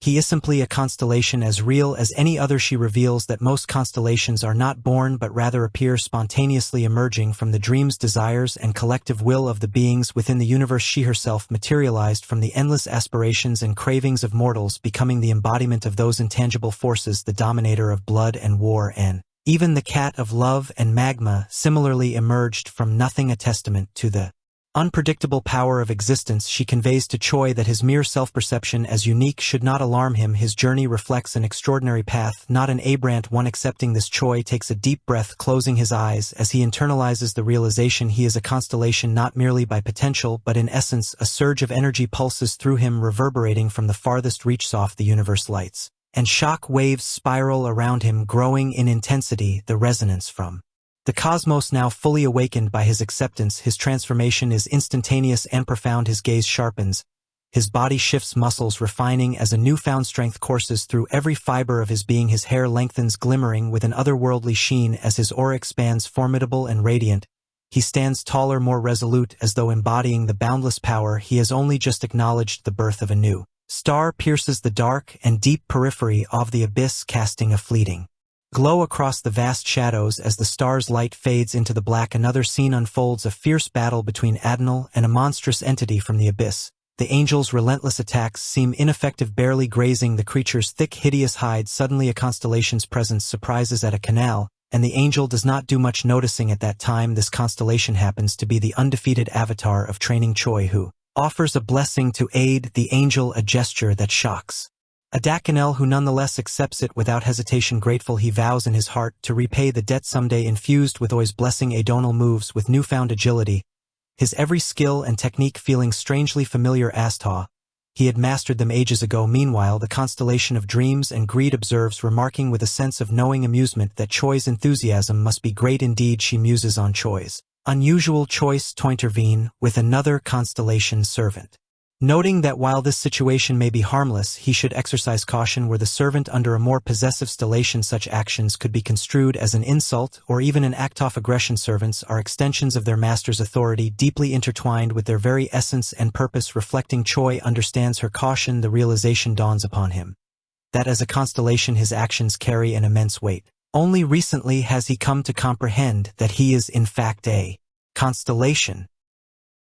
His path to this point has been one of near constant misunderstanding, with each obstacle and strange occurrence mistaken as a divine test or trial. Even after being lost within the depths of the abyss, he saw every challenge as part of his training, his resolve unbroken. Looking back on his past choices, Choi feels the weight of his missteps, yet he understands that they have shaped him. The past remains immutable, a foundation upon which he stands. The constellation of dreams and greed offers him guidance, explaining that a constellation sight is far-reaching but not unlimited. She advises that when one gains a servant, they should focus on their servant's presence, attuning their power to extend their awareness. Choi realizes that had he not pursued his own path, he would likely have ended up as someone else's servant. Now, through his authority, he can perceive his ally Onyx, the stone serpent, and his kin. It dawn on him that his existential power can expand his perception, allowing him a broader view, yet he also notes the inherent limits. Even constellations cannot exceed the bounds of their own capacity. No matter how vast, conserving power is futile, for existential energy naturally replenishes itself, but expanding beyond their own limits remains impossible. Constellations, she realizes, often use their servants to explore and navigate the unknowns of the infinite abyss, relying on the shared perceptions of allies to understand this expansive realm. Allies grant their sight to one another, building a network of shared visions and knowledge. Yet even in this shared sight, Choi recognizes a limitation, a point in the abyss where his vision cannot penetrate. The constellation of dreams and greed acknowledges this, explaining that she has hidden certain realms within her domain, particularly the places where she traps her nightmares. These hidden zones are tucked away, unreachable even to allied sight, masked from prying eyes. For reasons of pride or secrecy, curious Choi questions her reasoning, and she admits it is a matter of personal embarrassment. His servant Ari was specifically chosen to guide him here, selected for his rare ability to control his desires in a realm where nightmares often succumb to temptation. Ari's discipline is a rare virtue. Before Choi departs the constellation of dreams, and Greed offers a parting sentiment, finding it refreshing to encounter a constellation capable of expressing gratitude. She acknowledges his journey as a newly born constellation and advises him to proceed carefully, warning him against unnecessary fights with other constellations. In battles between constellations, the outcome is often decided by the number of servants one commands, as greater numbers bestow greater existential power. Choi ponders the existence of another sky beyond this one, an even higher realm. The position he occupies now, despite his years of relentless training, is merely the starting line, the precipice of the abyss of constellations. He asks if the constellation of dreams and greed knows anything about Earth, his place of origin. She admits only to having heard of it, a distant planet beyond the abyss teeming with followers. Prominent constellations wait eagerly for the gate to Earth to pen, viewing it as a rich ground for expanding their domains. The mention of Earth surprises her when Choi reveals his origin to her. The very idea that a connection already exists between Earth and the abyss is astonishing. She imagines chaos unleashed on a vulnerable world, yet Choi assures her that nothing seems amiss. Life on Earth remains strangely normal. He realizes that constellations are not yet waging open conflict over Earth. Instead, they bide their time, waiting for the right moment, wary of tipping the balance and inviting rivals to seize control. Earth's potential as a domain has not gone unnoticed, and each constellation seeks to cultivate followers rather than risk draining power in senseless skirmishes. The constellation of dreams and greed observes that Choi is fortunate his neighboring constellations are benevolent, for if they had been aggressive or malicious, they would have likely attempted to subjugate him without hesitation, regardless of the risks. She voices a sentiment shared by many. The notion of leaving a home planet at the mercy of an unfamiliar constellation is unnerving. If a constellation were to claim Earth and its souls as servants, the benefits would be immense. Choi contemplates this, absorbing the implications of their conversation. Raising his hands, waves of energy radiate outward. His hair, grown long during his transformation, are now cut down by him with his bare hands. The constellation of dreams and greed regards him thoughtfully, asking if he intends to return to Earth, if he can truly hold on to his mortal self now that he is a constellation. Choi considers this, aware of the symbolic weight of his decision. To him, his long hair is an obstacle to his discipline and training. This single mundane as aspect of his form reminds him of who he is. The constellation of dreams and greed asks if he is planning to return to Earth and offers him a piece of advice. Revealing himself as a constellation in the vicinity of Earth would be a reckless move, especially with neighboring constellations constantly observing and vying for influence. Even the most benevolent constellations, who seem to act out of goodwill, possess an underlying competitiveness and a distrust toward new contenders if they perceive him as a threat, especially if he seems to encroach upon souls they already view as their own. They would not hesitate to turn against him. Their power far surpasses his tenfold over, and regardless of their nature, they harbor a deep-seated fear that he could steal what they believe is rightfully theirs. She understands the risks well, advising Choi to hide his powers, to conceal the identity that marks him as a being of Earth's origin. Her caution is clear. If other constellations discover that an Earthborn star has returned, it will inevitably upset the balance, forcing the rest of the constellations into an unwilling test. This would expose him to attention he cannot afford and stir conflicts that no alliance could hope to quell. Instead, she advises that he work quietly, blending into the fabric of Earth's humanity, seeking followers and worshippers in a subtle manner. By nurturing loyalty and admiration, Choi can slowly attract individuals whose souls willingly align with his essence, seeking his blessings. Only then, when the constellations of Earth are too late to notice his presence, will he have established a base of worship that no one could dispute. Choi feels a complex mixture of excitement and unease. He has never envisioned himself as a figure of fame or worship. In his mind, all paths in life are of equal value, but his companion, this constellation of dreams and greed, tells him that his goal cannot be achieved by modest actions alone. She knows he needs the charisma of a celebrity, the allure that makes mortals gravitate toward him. For Choi, it is an unfamiliar concept. He never desired fame, and the notion of becoming a public figure feels like stepping into a world far removed from his own, yet part of him understands this necessary transformation. There is one particular constellation on Earth who knows of Choi's past, a fact that complicates his plans further. His companion suggests that they consider allying with this constellation, adding another to their alliance. Even a small one could prove invaluable. When she questions how he came to know this constellation, Choi hesitates, reluctant to delve into the complexities of his past. Eventually, however, he gives in, relaying the story as plainly as he can. He recounts the strange meeting with the goddess of balance, a mysterious figure who guided him into the depths of the abyss. His companion listens unimpressed by his narrative, dismissing it as she had, it seems, heard tales of this goddess of balance before, and her dismissive response brings a touch of self-doubt to Choi. It is clear that foresight, even in a place as chaotic as the abyss, is a rare and often mistrusted gift. Those who possess it can glimpse shadows of the future, but without a keen mind to interpret these visions, they risk becoming little more than a burden. She warns him against relying on such visions and cautions him against recruiting constellations who lack the wisdom to wield foresight effectively. Their discussion is interrupted by the cat of lava and magma. The cat reminds them that now is not the time for pickiness. They need allies regardless of their strengths or faults if they hope to stand against the dark constellations that threaten them all. Choi considers this advice carefully. He knows that alliances come with risks, and yet the prospect of forming a coalition of appeals to him. The goddess of balance, an elusive figure in his life, remains a potential but unconfirmed ally. He cannot gauge her reaction to his newfound identity, nor does he know how to contact her. When he asks if either of his companions have heard of the goddess' whereabouts, they respond with indifference to them. She is an insignificant figure unworthy of attention. Choi feels a pang of determination. Though he has garnered several powerful allies since his awakening, the journey back to Earth remains an elusive goal. He realizes that finding his path will require relentless searching, but the goddess of balance might offer him a clue. If he encounters constellations who know her, they might help bridge the gap, drawing him closer to Earth and ultimately his purpose. Later, Aroni comes at his command and escorts him around the territory. When asked about his plans to return to Earth, Choi explains that he must wait for a unique piece of equipment. The cat of lava and magma is forging it, and Choi has no choice but to remain until the process is complete. The servant nods, understanding the magnitude of such craftsmanship. If the cat's skill is anything to judge by, the equipment will be legendary, perfectly tailored to Cho's powers. As they walk, the servant asks where he would like to go next. Choi requests to see a place known as the Well of Enlightenment, a forbidden training ground designed to test the limits of one's desires. After a short walk, they arrive in an old rundown room. Learns that many nightmares have attempted to train here only to lose their minds under its intense trials. The well, deceptively simple in appearance, demands a person to lift a bucket of water from its depths, but the water's weight mirrors the strength of the desires harbored within the person attempting the task. Even the most focused meditation cannot ease this weight, which presses down relentlessly, increasing as one's desires intensify. Choi steps forward, gripping the rope attached to the bucket.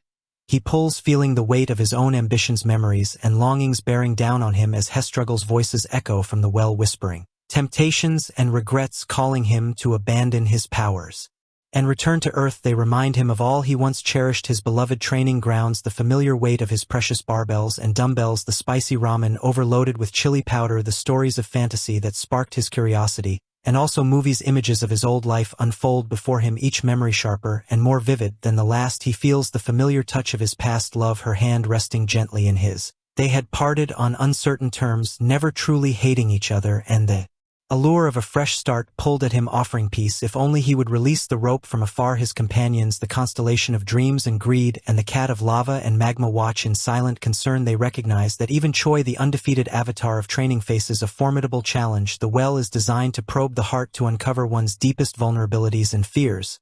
For most, it would trigger an endless spiral, a descent into madness, but Choi, they remind themselves, is no ordinary figure. As a constellation, his spirit is tempered by resilience and fortified by purpose, sparing him from the frailties of a mere nightmare. Choi does not relent. He disregards the whispers, holding fast to the rope with a steely resolve. Planting his feet against the well's stone wall, he continues pulling instead of resisting the weight of his desire. She embraces it, using it as a tool, as fuel for his obsession with strength. His body strains, muscles taut as he performs pull-ups with the rope and bucket, defying the purpose of the well itself. The weight grows heavier, each lift demanding more of his strength, yet he presses on, his focus unwavering. His companions are stunned, witnessing a spectacle they could scarcely have imagined. Rather than emptying himself of desire, Choi channels it, transforming it into a means to strengthen himself further. This is just excessive. Even the darn cat knows this. The well of enlightenment was a dangerous place. The water in the well became heavier as Thepperson's desires grew stronger. Many people had gone mad trying to conquer the well, their minds broken by their own desires. It was a place of nightmares and madness, but our boy Choi stood in front of it, smiling. He saw the well as a way to test his strength and mind. Unlike others, he was not overwhelmed by his desires, as he had learned to control them, and also how to focus on what was important. He remembered his past, when times were simple, when he had the comforts from Earth like television and ramen and more. But now, in the harsh Reality of the abyss, he had learned to let go of such fantasies. His only desire was to survive and grow stronger. As he draws water from the well, he is let pass easily, and the ease gradually rises, but not to a point he cannot handle. Civilized Choi comes to understand the tin one or the other way. The well merely challenges his muscles by attempting to overload him with miraculous weights that he can carry instead of loading his heart with the greedy force that one may so often feel. The constellation of dream and greed watches this mortal and is amazed at his strength, asking how this fragile thing could bear the weight of the desire within him and not be crushed by it. She is fully aware that even the stars in the sky which make up the constellations are equally not immune to what you may call their carnal desires or selfish prophecies or dreams. That a member of the human race such as Choi can cope with these forces is somewhat commendable. It is not his strength that matters, but his ability to be strong for what needs to be done. Choi spent his days training hard at the Well of Enlightenment. He learned to control his power by focusing his thoughts. Sometimes she would empty his mind, making the training easier. Other times he would focus intensely, making the training harder. This way, he could push himself to his limits both physically and mentally, and in moments when he seeks a break, he turns to Ari for sparring sessions that hone his battle techniques. The constellation of dreams and greed in her talks with him one day mentions how worried she had been that he might turn out to be impatient, but this cannot be for Choi, who has nothing to do there but train. She explains that although he is a battle-type constellation with incredible strength, he may have the opportunity to increase the number of his followers and create his own kingdom, but it is still an idea for the far future, as he is having a hard time just taking care of his own body. They reached the cat of lava and magma, who gifted Choi with cooking utensils forged from adamantine and orichalcum, two of the most durable metals in existence. Each tool was a masterpiece capable of withstanding immense forces. Choi was amazed by the tool's resilience. He tested a knife by striking out with it while using a powerful celestial punch, but to his surprise the knife remained unscathed. This terrifies the two others near him, who warn him to be careful with such legendary weapons. They decide to let him test the knife on the utensils instead. Choi gladly agrees and uses the knife to deliver a blow to the utensils. Smoke rises when his attack makes contact, but when it clears the utensils do not even have a single scratch or dent. This fills Choi with admiration for the tools and respect for the cat's skill. Choi then spends some time cooking dishes using these indestructible utensils, the most notable being a boloff rice soup made with hydra meat. The flavors are rich and potent, the soup imbued with a warmth when he serves it to those around him. The nightmares and servants who dwell in the abyss, they are entranced by the meal. The taste is simply way too good. On tasting the soup, Ari finds himself overcome with delight. The hunger of the nightmares transforms into a battle of desires that nearly spirals out of control. For a moment chaos reigns as they vie for a taste of the prize dish, only calming under Choi's stern gaze. However, this escapade earns him the title of the undefeated avatar of rice soup among these nightmares. Yet, even amidst this rare moment of happiness and fun, Choi remains vigilant. Soon after his cooking and feasting, he ventures further into the territories of the abyss, crossing into the domain governed by the Cardinal of Plague and Darkness, a figure whose very presence is anathema to light and life. The Cardinal regards Choi with disdain, his gaze cold, and assessing to protect himself, Choi cloaks his existence with a sliver of his power, hiding himself from the Cardinal's relentless gaze. His presence fades from the awareness of others, allowing him a brief moment of peace, but the Cardinal, sensing the disturbance within his realm, summons his servants, instructing them to locate the undefeated avatar of training as Choi is known. Though the Cardinal servants scour the realm, they are forbidden to engage directly, for they know that no single one of them possesses the strength to confront Choi. The Cardinal warns them that brute strength will be of no use, that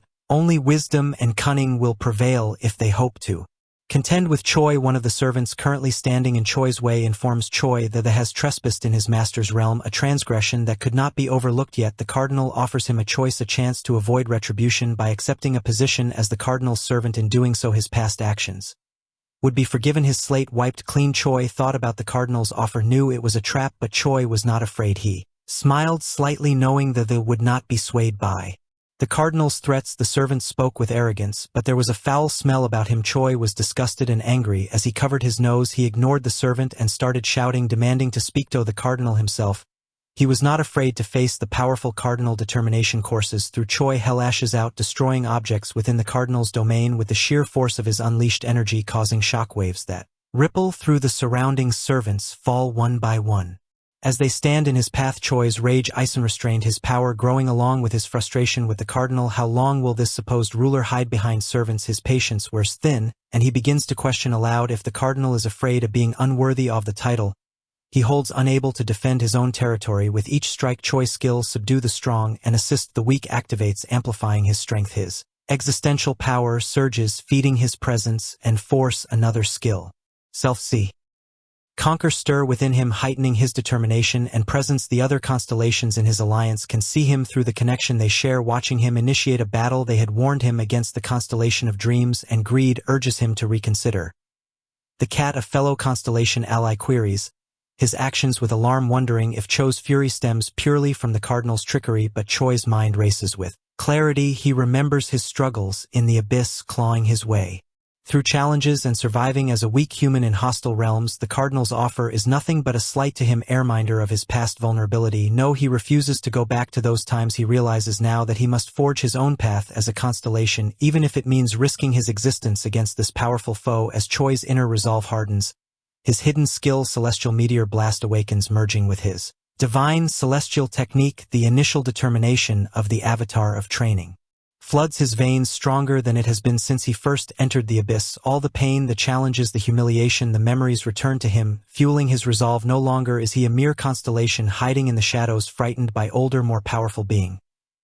She feels the weight of his struggle lifting, replaced by the fierce pride of someone who refuses to bend. The cardinal of plague and darkness finally appears, his descent casting an oppressive aura that fills the battlefield. The servants who have managed to survive Choi's initial onslaught rejoice, celebrating the arrival of their master. The cardinal's presence is formidable, and his expression is a mix of contempt and irritation, as though he cannot comprehend Choi's audacity. The cardinal of plague and darkness studies him, calculating in his mind. He weighs the risks. Defeat would mean complete annihilation and erasure from existence, yet if he were to back down, his honor and authority would be shattered, and the other constellations would mock him, seeing him as weak. But before he can talk to the newcomer, he is attacked in a sudden burst by Choi. Still, Choi is undeterred.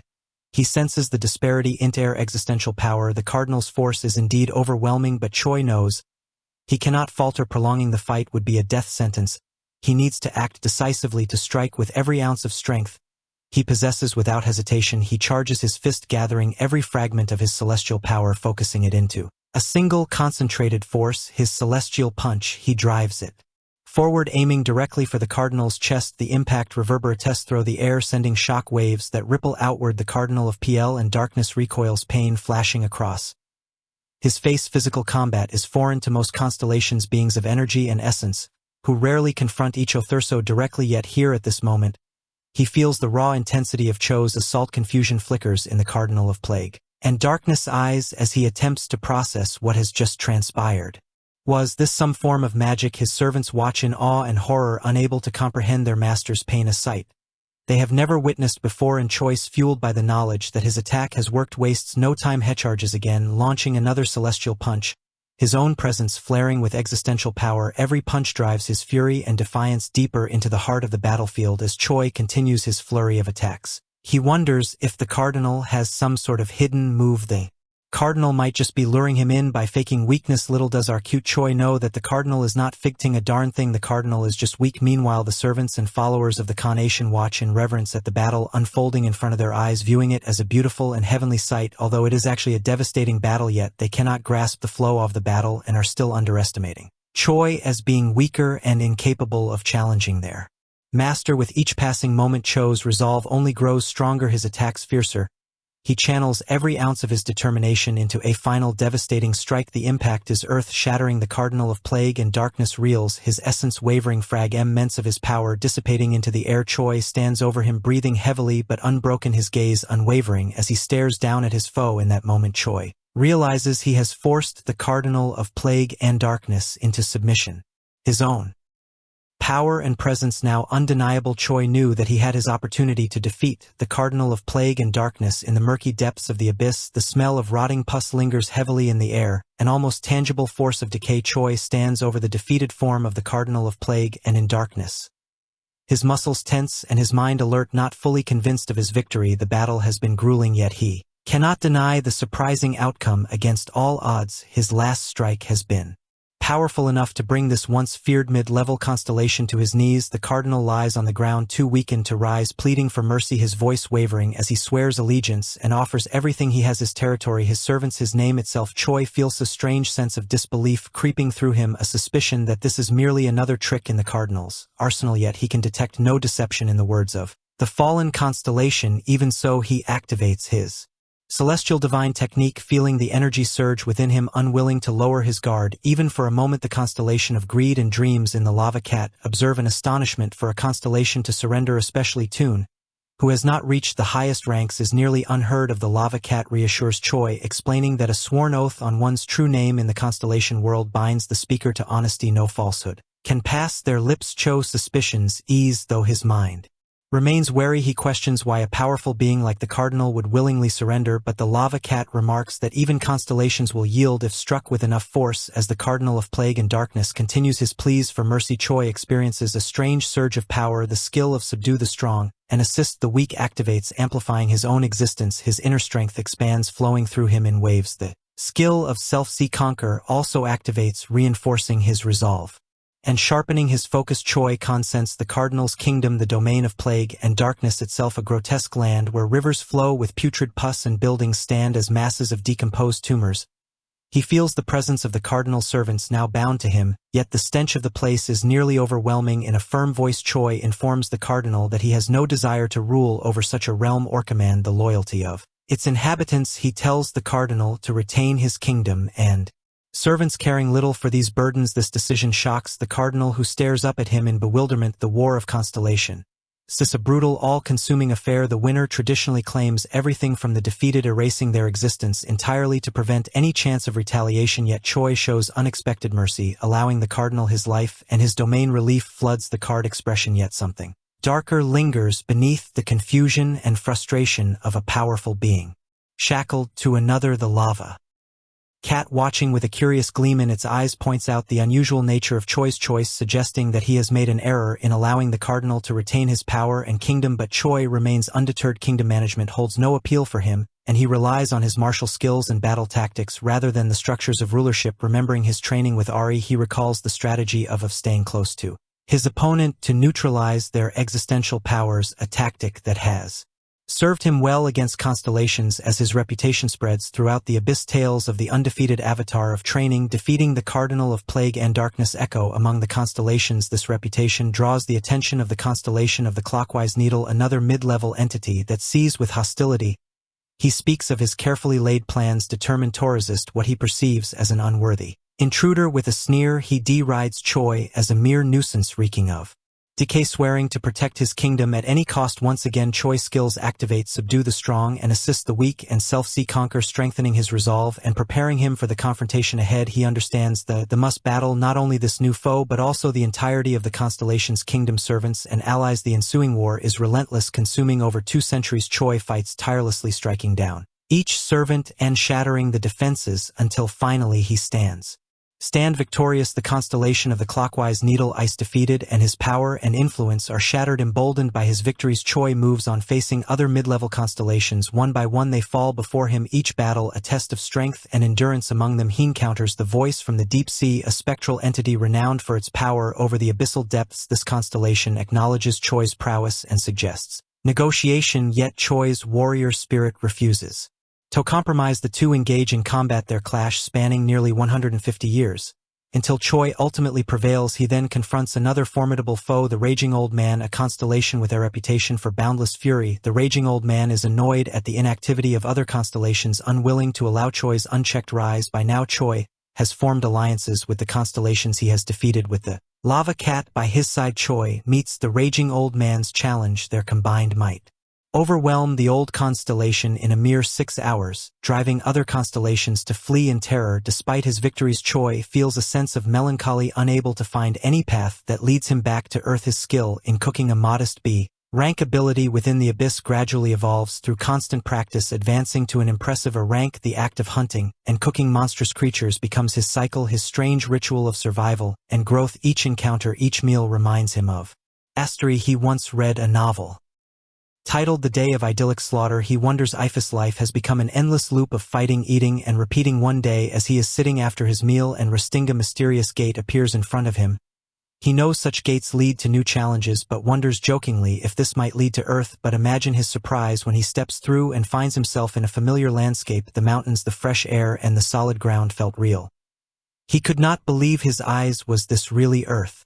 Janung Choi stood in a forest unsure if it was really Earth. He looked around confused and curious. The cat, who happened to be observing his moves, was also skeptical. It asked him if it was Earth, but he said has to find people first to be sure. After walking around for a bit, he finds a village, but the structures do not look Korean. There was something different about it. He could not quite put his finger on it, but something was wrong as they walked. The cat started asking if there were many kingdoms on Earth. Choi was surprised. Kingdoms were things of the past on Earth, but here it seemed like kingdoms still existed. He was not sure if he was real on Earth anymore. As Choi ventured deeper into F's, he saw more and more strange things. He saw goblins, not the savage creatures from his world, but civilized beings living in towns. He realized that this world was very different from Earth. Closer to the abyss, seeing the goblins standing in front of a gate, he realized that gates between worlds were common here, not rare and dangerous events, and as such the goblins of Epes were used to dealing with dangerous creatures that came out of gates. They had strong defenses and were well prepared for any threat. However, there was a fear in their eyes that day as the gate looked much larger than they had handled before. Just then a humongous creature stepped out of the gate. Ain Rear, the planet-eating wolf, was a threat to the entire world. For the weak goblins, the goblins were scared, but their king Odin refused. Torn away, he was a powerful sorcerer and he vowed to fight the monster even if it meant his death. He was a brave and noble king determined to protect his people. As Odin prepared to face the monstrous wolf, Choi arrived. His presence was powerful, and both Odin and the wolf noticed him. Choi saw the courage of Odin and the raw power of the wolf. He knew he had to act fast. He saw the wolf as a powerful creature but not as intelligent as a constellation. Summoning every ounce of his strength, Choi activates his skill Subdue the strong, assist the weak, efficaces it all into a single devastating blow. Unable to handle it at all, the world was defeated in an instant. The cat was amazed by Choi's strength. It had never seen such raw power before. Choi, with his calm demeanor, simply nodded. He had done what he had to do. Choi does feel a bit disappointed that such giant and powerful beings had such low pain tolerance, but the cat explains that such beings do not have much experience fighting with opponents on part with them and praise his Choi for his strategy. After the battle, the goblins came out of hiding. They expected Choi to be hostile, but he was kind and humble. Just when Choi was thinking the goblins might be hostile, Odin, the Goblin King, knelt before Choi and declared him his master and god. The other goblins followed, bowing in respect. They were grateful for Choi's help and saw him as their savior. As the goblins worship him, Choi feels a surge of power as his followers increase and the world resonates with him. Before even realizing it, he has become a mid-tier constellation. He felt a connection to the goblins, their faith fueling his strength. He realized that he was more than just a warrior. He was a protector, a leader. He was their god. The cat of lava and magma acknowledges his growth, encouraging him to continue his journey and achieve similar feats on Earth. Choi's eyes glaze over as he gets lost in thought, his mind drifting back to his beloved hometown. Earth is a place of pragmatism and skepticism, where people are slow to revere and quick to question. Even if he defeated a beast 10 times the size of Ain Ri, he muses Earth's people would see him as an extraordinary hunter perhaps, but they would never bow before him as the goblins have. Instead, some would seek to challenge him, others to rival or even diminish his accomplishments. As Choi prepares to leave, the Goblin King makes a surprising offer, pledging to accompany him on his journey. Choi warns him of the perils of the abyss, the dark and twisted path he must take, yet Odin remained steadfast to abandon the one who saved his people would be a betrayal, and the Goblin King, with his wavering loyalty, will not allow regret to stain his life. The huge magic storm that had appeared had started shattering rocks and was breaking off a big part of the land that felt as big as the continent itself. Despite magic storms being a common sight in the abyss, this magic storm especially felt stronger than others. The Goblin King looks at the storm with fear and apprehension, asking Choi if he had been traveling using them so far. Choi confirms this fact and tells him that if can use it well, then one can travel further and faster than just walking. Eugen says that even constellations would avoid things like those, and Choi acknowledges this fact. Seeing his unshaken expression, Odin resolves himself and says that he will go wherever his master goes. However, before they can step into it, the energy starts dissipating bit by bit and strong winds blow across their faces. Just when Odin wonders if it is disappearing, he observes that the magic has combined and has started changing form. He thanks the gods for being safe, as he had thought that jumping into the storm, albeit to follow his master, would have been the end for him. Seeing him jumping for joy makes Choi wonder if this goblin is really going to be reliable. Odin explains that since the magic storm looks quite large, it looks like it is disappearing quickly by making byproducts a lot of structures.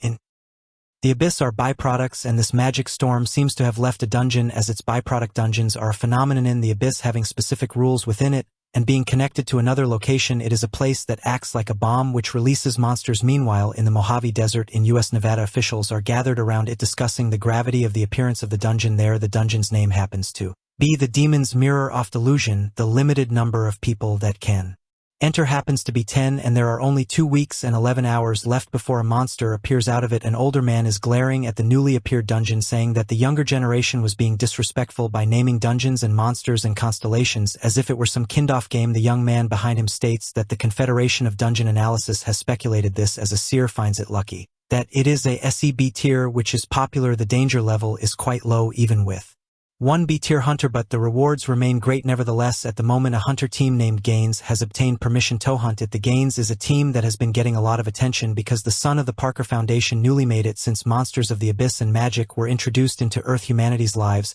had changed. Strong crystals of magic possessed by monsters called KES were much cleaner and efficient sources of energy than what humans used to use before. Thanks to the Abyss, humanity has been able to advance without producing any pollution, and other products were also useful as materials in biotechnology and science. The Parker Foundation made use of this opportunity and grew significantly. Pharmaceutical bio company Kaisi, the artifact company Parable, etc. were all large companies related to the Abyss, but they also happened to be subsidiaries of the Parker industry. And the leader of the Gaines team, named Richard Parker, happens to be a B-class hunter as well as the youngest son of the second CEO of the above-mentioned foundation. In other words, he is a rich third generation, and this very team has just arrived at the location of this C-rank dungeon that has just opened. As soon as he arrives, Richard Parker states that he will begin the subjugation of the dungeon. The person in charge of checking the dungeon entrance requirements says that there are only 8 people on his team, but Richard tells him that they have already added someone. However, it is only an E-rank hunter named Clayton who recently awakened. On the mention of this fact by the inspection officer, Richard replies that there are already 7 C-class hunters,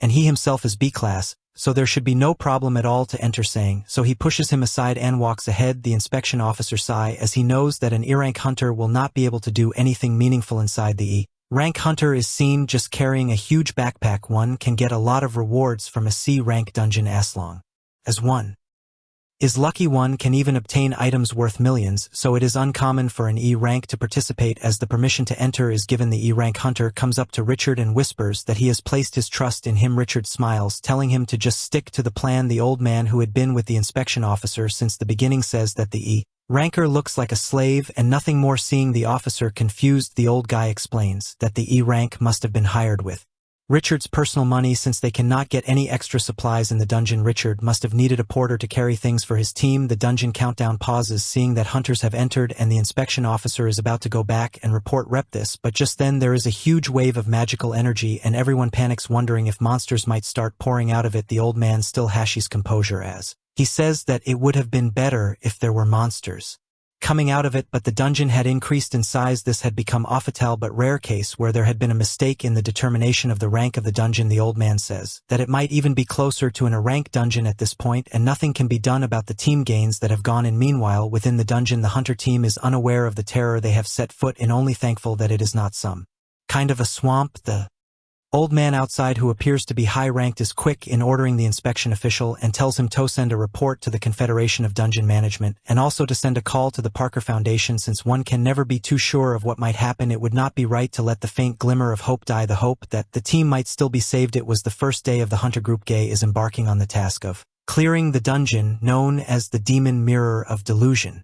Richard Parker led the team into the cave, and the hunters accompanying him were murmuring among themselves about the cavern's vastness. The cave appeared suspiciously large and was enveloped in darkness and dampness as they ventured deeper into the underground labyrinth. As they proceeded, they stumbled upon a dilapidated structure filled with countless broken tombs. One of the soldiers suggested that they should prioritize finding an exit route first. However, Richard dismissed the suggestion, instructing the soldierdo search for the exit alone, while he and the rest of the hunters would focus on locating the boss monster. Richard ordered the team to investigate the spaces between the buildings, as such gaps were ideal hiding spots for monsters.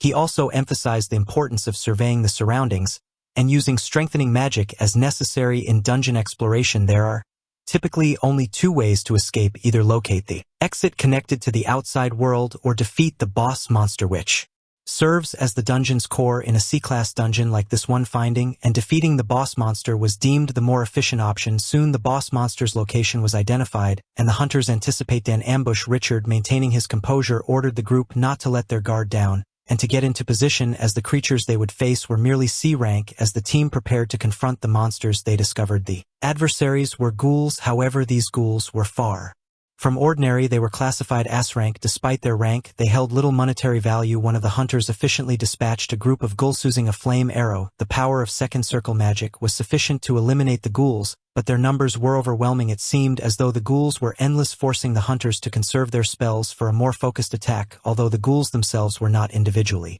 powerful, their sheer numbers demanded careful planning, with area of effect magic being the most practical approach. As the ghouls kept advancing, the hunters began to experience mana sickness. Their exhaustion grew evident, and they realized they could not hold out much longer. The effectiveness of their flame FL arrows was diminishing, and Richard, aware of the worsening situation, decided that if they continued to rely on magic, the entire team would succumb to mana sickness. He instructed the hunters to move forward and follow his lead as he forged a path through the onslaught. Typically, clearing a C-class dungeon is manageable, as long as the team has at least one hunter ranked above C for gains with B rank hunter Richard Parker on their side. This dungeon should have been an easy challenge. However, it quickly became apparent that something was amiss. The ghouls seemed infinite in number, surrounding the hunters from all sides. Despite their efforts, the situation grew increasingly dire as the relentless ghouls closed in. One of the broken tombs suddenly erupted, and from within emerged the Goblin King Odin. He and Choi had been teleported into the dungeon together, but Odin appeared visibly affected by teleportation sickness. To his astonishment, Choi seemed completely unfazed despite the Rupturian space and time. Odin, still regaining his composure, remarked on Choi's resilience, calling it remarkable. Choi, however, focused on the situation at hand, asking Eugen if he could detect the scent of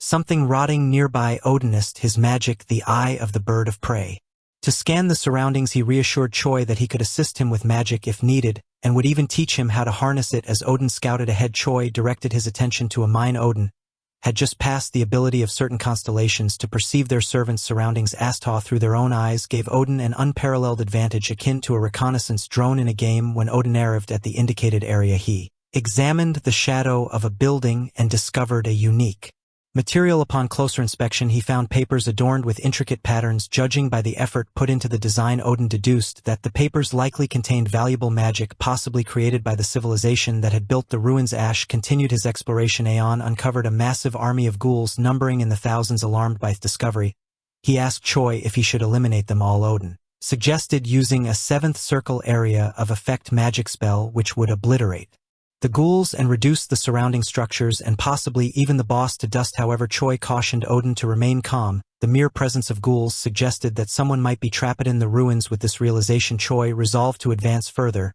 and assist those in need. If his instincts were correct, the individual trapped within the ruins could be instrumental in guiding them back to the surface. Without this, Choi led the way, determined to save whoever might still be alive amidst the chaos. Odin stands in complete surprise as Choi reveals his intentions of aiming to reach Earth. The discovery Odin made earlier at the square turns out to be food commonly consumed by humans on Earth. As Choi shares this information, he attacks the ghouls surrounding them, eliminating them one by one using his celestial punch, effortlessly beheading them. The book Choi found is revealed Toba food and nutrient guide tailored for C-type hunters. This revelation astonished is Odin, who finds it difficult to comprehend the peculiar tastes of humans. Choi asks Odin to use magic to transform himself. He explains that encountering those trapped in their current forms could create complications, since not all goblins in the abyss lead civilized lives. Humans who frequently encounter goblins in dungeons harbor deep mistrust toward their kind. Odin is shocked to learn that someone is suggesting he assumed the role of a monster. Choi explains that such is the nature of humans, urging Odin to come to terms with this reality. He insists Odin used circle magic polymorph to transform into a human. As a human, Odin appearance is strikingly handsome. He admits he was considered attractive even among his fellow goblins, although his clothing resembles that of a fantasy magician. Despite this, his human form convincingly passes as one of Earth's inhabitants. Odin recalls the advice given by the constellation of Greed and Dreams, who once told Choi to change his identity before setting foot on Earth. Choi chooses to revert to how things were in the past, a decision he finds relatively simple. Meanwhile, the ghouls surrounding them seem to be behaving strangely, merely circling the area instead of attacking outright. This behavior makes Choi wonder about the nature of the boss monster controlling them, and its hidden location. Odin speculates that if the boss monster possesses intelligence, it would employ more strategic methods instead of merely deploying ghouls to surround its targets. This observation leads him to conclude that the ghouls might not be under the control of a powerful magician, but rather to a monstrous entity known Aston, referred to by the people of the Abyss as the King of Ghouls. Tun is a fearsome creature with the combined appearance of 1,000 ghouls. Those who seek to locate the controller of the ghouls inevitably fall victim to Tun. Though formidable in appearance, Tun is a pitiful foe for individuals like Odin and Choi, who operate on a completely different level of power. However, for less skilled adventurers, the overwhelming numbers of ghouls spell certain death elsewhere. Richard Parker and a group of hunters are struggling to survive. The hunters have been hiding in the depths of the dungeon with their food supplies completely depleted. They are left with nothing to consume but boots and gloves, their dire circumstances worsening with each passing day. The hunter group known as Gaines has spent 28 grueling days raiding the Devil's Mirror of Delusion. On the first day of their mission, they lost a significant portion of their supplies, but managed to find temporary refuge in a secluded building. The ghouls repeatedly snatch away the hunters' remaining food and water, forcing them to abandon in most of their provisions. In their haste to escape, the group secures themselves inside a building, closing off all entrances. They crush one ghoul that attempts to breach the opening using flame marrow to incinerate it completely. Fortunately, the structure has no additional points of entry, allowing them to stay hidden for nearly a month. However, their confinement leads to growing desperation and tension among the group. One of the hunters confronts an E-rank member, accusing him of withholding the contents of his bag, while the rest of the team faces starvation. The E-rank hunter hesitates, explaining that he is bound by a contract that forbids him from revealing what he carries. Richard steps in and demands the bag be opened. He grants permission as its owner and insists that the team has the right to inspect its contents. Although Richard doubts that the bag holds anything useful for their survival, the desperate circumstances leave them with no choice. When the baggies finally open, the group discovers that the E-rank hunter had stocked various items prepared in a C-rank dungeon. Among the items are several bottles labeled in French containing cosmetic products meant for use after showers. Additionally, the bag holds a book authored by Shakespeare. Unfortunately, none of these items offer any practical aid in their current predicament. All of them were disheartened for carrying all these useless impractical stuff. They had hired a porter. Only 10 people were allowed in a dungeon, and there were 8 hunters, including the captain and a porter. One of the hunters blames Richard for their plight, stating that it is the leader's responsibility to ensure the survival of the team. The accusation takes Richard by surprise, leaving him momentarily speechless. The disgruntled hunter appeals to Master Ganon, a senior member of the group, urging him to intervene. However, Ganon refuses to take sides, emphasizing that internal conflict will only lead to the group's downfall. He advises everyone to remain calm and focus on finding a solution to endure until a rescue team arrives. In his efforts to restore peace, Ganon overlooks the harsh reality that no rescue team is coming. The dungeon only permits 10 individuals at a time, and the rules do not account for reinforcements. The hunters, growing impatient, press Richard to take action. They demand he lead them outside to confront the ghouls, accusing him of cowardice for remaining passive. Frustrated and angered, Richard reminds them that they all chose to follow him for financial gain. The tension escalates as the hunters grow increasingly hostile toward Richard, questioning his ability to fight 6 crank hunters simultaneously. In response, Richard activates a powerful skill known as AOL's Frozen Rapid Bullet, a 5th circle magic spell that unleashes a barrage of icy projectiles on enemies within a specific radius. The ability, purchased with the clan's resources, ensures that any hunter foolish enough to charge at him will face certain death. Master Ghanaian remains seated and detached from the unfolding conflict. When Richard asks for his opinion, the senior hunter calmly states that Richard would not have heeded his advice regardless. The remark causes Richard to cool down, recognizing the truth in Ganon's words. He comes to terms with the futility of fighting his own team members, acknowledging that their collective fate is sealed if they remain trapped. Despite Richard's resignation, the other hunters refuse to give up. They argue that they have endured for an entire month and see no reason to abandon hope now. If a rescue team were to arrive after they had given up, it would bring them shame. Richard bitterly remarks that if anyone truly comes to save them, he will donate his entire fortune to that person. At this critical moment, Choi suddenly breaks through the sealed door of the building. He surveys the scene inside the cramped room, his piercing gaze falling on the group of desperate hunters. Without hesitation, he asks if anyone among them hails from Earth. Upon getting no answer, he asks again, louder this time. Richard Parker mindlessly answers that he is from Earth, unable to hide his surprise at the unbelievable situation. All the other hunters become excited, thinking a rescue team has finally arrived. They feel happy, believing they have been saved. However, the senior hunter calls them fools, reminding them to prepare for battle. Instead he questions how they can trust this situation, pointing out that only one person can enter the dungeon, yet here they have two. Choi and Odin, the senior hunter, accuses Choi of lying, claiming he never entered through the dungeon's door. Choi responds that he fell through an abyss, explaining that abyss disappearances are rare accidents. He says that while most people who get sucked into gates or dungeons never return, a few get extremely lucky and make it back. The senior hunter remains skeptical, suggesting that Choi could be an illusion, magic, or even a monster instead of someone who truly fell into the abyss. Cho says he does not care if anyone trusts him. He challenges the senior hunter, asking what he would do if did not believe him. The senior hunter looks at Choi and Odin, considering the possibility that they are telling the truth. However, he also thinks about how desperate their group is, having been broken apart and starving for almost a month. Most of the hunters are lower than B rank, leaving them with no other choice but to believe Choi. Choi asks again if everyone is from Earth, surprising the hunters with his unusual excitement. They suspect he might be under the influence of something, but his happiness convinces the senior hunter to consider his story about falling into the abyss. Suddenly Richard remembers the countless ghouls that were outside and questions where they went. Choi explains that he killed them all, shocking the group. He points to Odin, introducing him as an incredible magician. Choi recalls his Earth arrival plan, which he created in alliance with his fellow constellations and relay to the Goblin King. He had planned to quietly increase his number of worshippers without drawing the attention of other constellations on Earth. For now, he intends to observe the current situation instead of taking bold action. The senior hunter questions Eugen, asking if he too came from an abyss disappearance. Choi interrupts, saying Odin has a sad story and lost his memory. Odin, however, dismisses the humans' pity as unnecessary. The senior hunter doubts the claim that Odin single-handedly killed all the ghouls, as it seems impossible even for two people. He then asks if Choi uses magic. Choi replies that he is a martial artist, surprising everyone. The senior hunter is especially astonished, saying it has been a long time since he encountered a martial artist. Choi comments that martial arts were not considered bad back on Earth. He then asks which year it is, to which someone replies it is 2039. Choi reveals that he has been away from Earth for 30 years. This shocks the group, as the world record for surviving outside Earth is 28 years, and that person ended up in a mental asylum. Another hunter mentions a best-selling novel about someone who wandered for 26 years. One of the hunters stumbles at this revelation. Choi orders Odin to start a fire. As Odin prepares to address him as Master, Choi tells him to call him brother. Instead, Choi kicks a nearby rock, smashing it into pieces and shaping them into plates, leaving everyone amazed by his skill.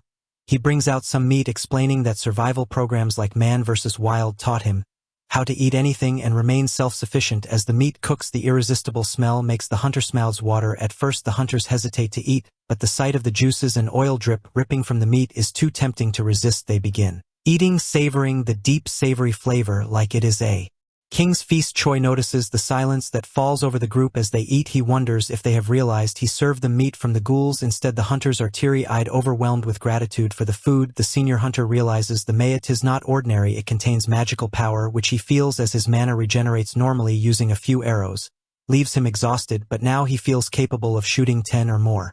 He concludes that Choi must have given them this rare meat out of compassion, knowing how helpless they are. Odin then quietly suggests that Choi discard the lower quality meat before anyone finds out what it really is. The thing is, the hunters were so starved that they had never noticed the entire time that they were eating the meat of the ghouls in the dungeon. One had to kill both Theghowls and the boss to leave, so now they just had to kill the leftover ghouls. When asked how he knew, Choi simply attributed it to his knowledge from the abyss. Richard nods before larring at the people who are just exiting the cave. The lot look uncomfortable, as if trying to apologize to Richard, but he does not give them the chance. Richard is fuming in anger as he walks away with two others, leaving Choi and Aegon thinking they must have had a fight. Odin remarks that humans are quite pathetic for fighting during emergencies. Choi smiles in amusement and tells him that he is human too. Odin panics and says he did not mean to mock him. A while later, while Odin is standing at a distance, the uncomfortable lot of C-rank hunters who were on bad terms with Richard at the moment act utterly respectful to Odin. They try to sweet-talk him with the purpose of looking for a new boss, but such flattery does not please Odin. Instead, disgusting him, he states that his master had told him to stay put, so he's not doing anything else further. He could see through their intentions. Choi, who is observing from a distance, is interested in one of Richard's partners, tries to explain it to him, ignoring that Choi is more confused why he is getting so much respect. So the person mentions that Choi had saved their lives and he was even a senior to them if he survived out there for 30 years. Of course, people tend to get close to powerful hunters, but what Choi does not understand is why those people are trying to get close only with Odin. He wonders why Richard and his friends are not coming to him. Richard, who is now hit with this awkward question, gets uncomfortable and they hesitantly mentions that it's because he is a martial arts user. Choi is exasperated. After all, there are martial arts users like the rank Suan Lee, so they should not be treated that poorly. Little does he know he is filled with shock as the two of them explain that in 2009 when Yensun Cho left to the abyss there indeed used to be hope for martial arts, and it was even believed that it had a clear future, but its downfall came when it was revealed to the public that the hunters Wan Lee had bribed the judge and messed with the testing gear to get a higher rank evaluation than their actual rank, much like many other fakes who were starting to get exposed at around the same time.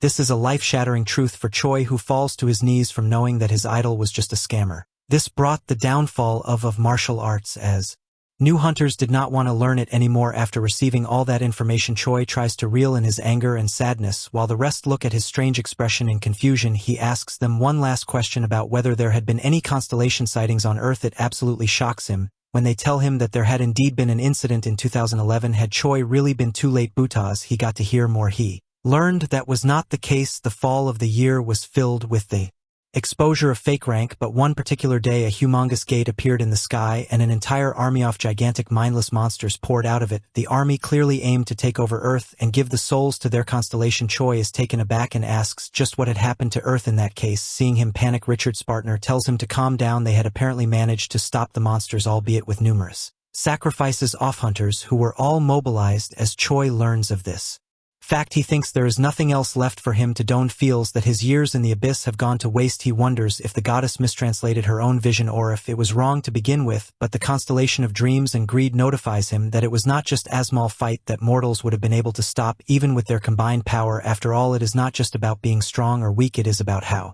constellations and mortals are completely different entities, and no matter how many hunters there are, they will be nothing but bugs to the constellations. Of course, it felt strange. So Choi asked Richard and Co how they defended against the constellations. They told him that it was closer to an armistice. They were not confident that they could conquer more land, and it was too costly for the humans to regain their land. Although it is true the truce could not just stay forever, at least it was working for now. It was thanks to the other constellations of Earth who promised to protect them. Hearing this, even the constellation of dreams and greed and the lava cat understand what must have happened. Even if constellations invade, they give power to their avatars and send them instead. Cho was just a special case. While the balance was a bit off due to the attack of the new constellations, it ultimately returned to like how it was when the abyss was first introduced, a situation where they tried to avoid an all-out war. Despite their greed for souls, they were not really prepared to suffer losses on their own end for them, so the truce lasted. Choi is still a bit sad about hearing all this. After all, he had trained for so many years only to find he was too late, but Lavacat says that things are not so simple. Dream Girl also points out that the situation on Earth is not over yet, even if he is a few decades late, because truces do not last forever. Further, there are way too many constellations that might invade in the future that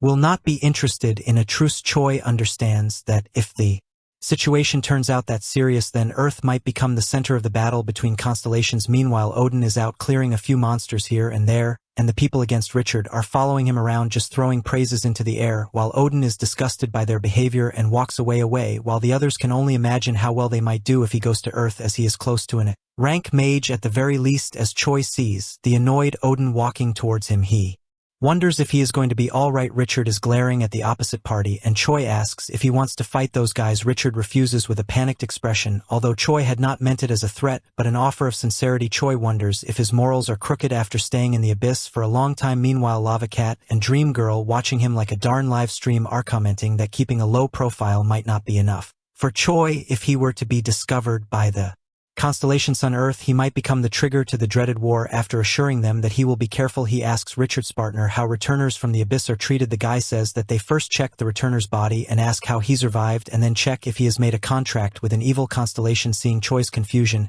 he further explains that after evil constellations invaded the Earth, making contracts with them became illegal in most countries. Cho's two constellations friends hurriedly assure him they are not evil. That aside, on hearing that Choi is Korean, the guy tells him that the rehabilitation process should be fairly easy, and especially beneficial for Odonho had lost his memories. After grasping all that, Choi tells Odin that he has got enough information about the situation in Earth, and wants to check the hunter skills. The Lava Cat tells him that there is a spell called Level Check that allows him to gauge someone's information, and asks why he is asking Odin to do it. Choi is confused and says she simply cannot use magic. The cat is infuriated by this buffoon and screams that he does not even need to use his existential power.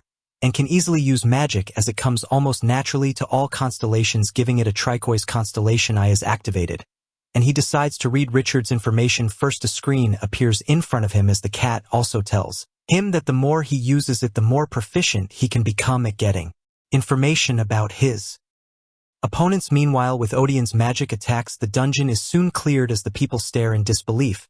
They had managed to survive hell and would be returning soon, and for Choi, who was away for so long, it was finally Tomito go back to Earth. While the system is notifying everyone that the dungeon is going to close, Choi is busy playing around with the constellation eye he has just found out about. He is currently checking out the adamantium frying pan, what he believed to be just a good cooking utensil turns out to be an rank weapon with self-see conquer active. Even this small training of his constellation's eye increases his existential power. Meanwhile, outside, the dungeon gate reporters and people from the organization are gathered, anxiously waiting for a response from the gate. Suddenly it starts emitting energy and thunderous red strikes, alarming them and prompting the reporters to retreat. While they are waiting for monsters to come rushing out, they are shocked when the gate starts disintegrating away and a bright golden light shines out in its place. Choi feels a sense of satisfaction as he stares at the Earth's sky for the first time in thousands of years. Later on, Richard Parker is giving a report of the Dunjanto, an officer from the Confederation. The officer, however, is arguing that seeing the results, it could have been nothing but a C-rank dungeon, even though Richard tells him there were thousands of ghouls.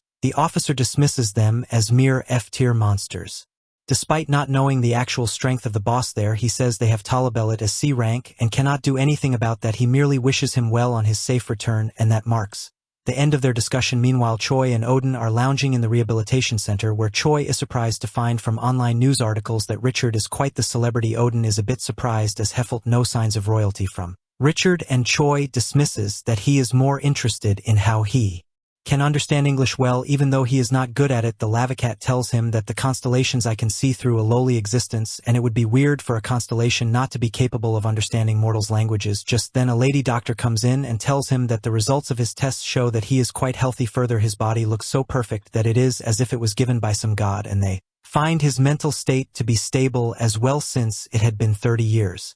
She feels he might have a hard time rehabilitating and offers help if he wishes to move to another country. Choi has a feeling she does not want him here and just gives vague answers. On the other hand, Odin seems to be getting approached by various people in suits who are trying to pull him over to America and enticing him with offers for hunters, such as the treatment that high-ranking magic users receive that martial arts users can simply not relate to. With a sigh, Odin finally states loudly that his answer will always remain the same, that is, he will always follow Syrian Song Choi no matter what. The agents are curious as to why Odin is so loyal to him, but Choi does not divulge any information while having a playful smile on his face. The American agents can only speculate that it must be because Choi had been the first person Odin saw after losing his memories. Knowing that Choi might be their key to Odin, they try to make a few offers to him. While asking if he really wants to move to another country, Choi appears uninterested and says he will think about it once he is let out of rehab. Seeing that they are discussing things amongst themselves a distance away from them, Odin asks if Heshold show Choi what they are talking about by using his magic. On receiving his master's agreement, Eugen uses Magicto let Choi hear their speech. They are discussing how Choi might actually stay in America after getting his green card, even if it is for a short while.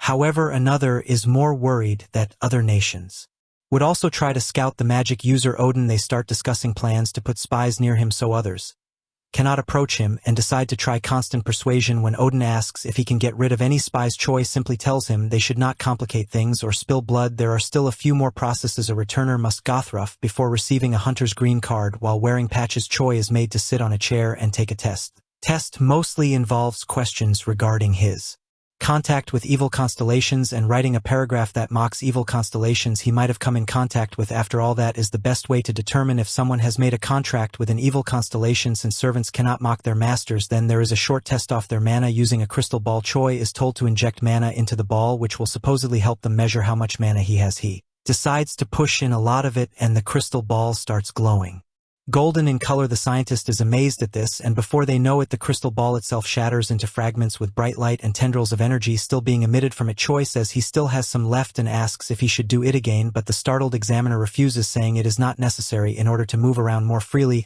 He has decided it will be better to get a higher rank than 30 years back, and expects in a rank the crystal ball meant for measuring mana had much more mana than the average hunter, so it would normally change color to calculate how much mana one had. Choi's mana reserves were way beyond that of a normal hunter. After all, the constellations ask if he really did not hide his power or if he had erroneously failed to control his power, but although he is not used to holding back, the real reason he used all his power here is because he cannot let them find out about it out of nowhere. Earth was different from the abyss after all, and one had to follow rules here.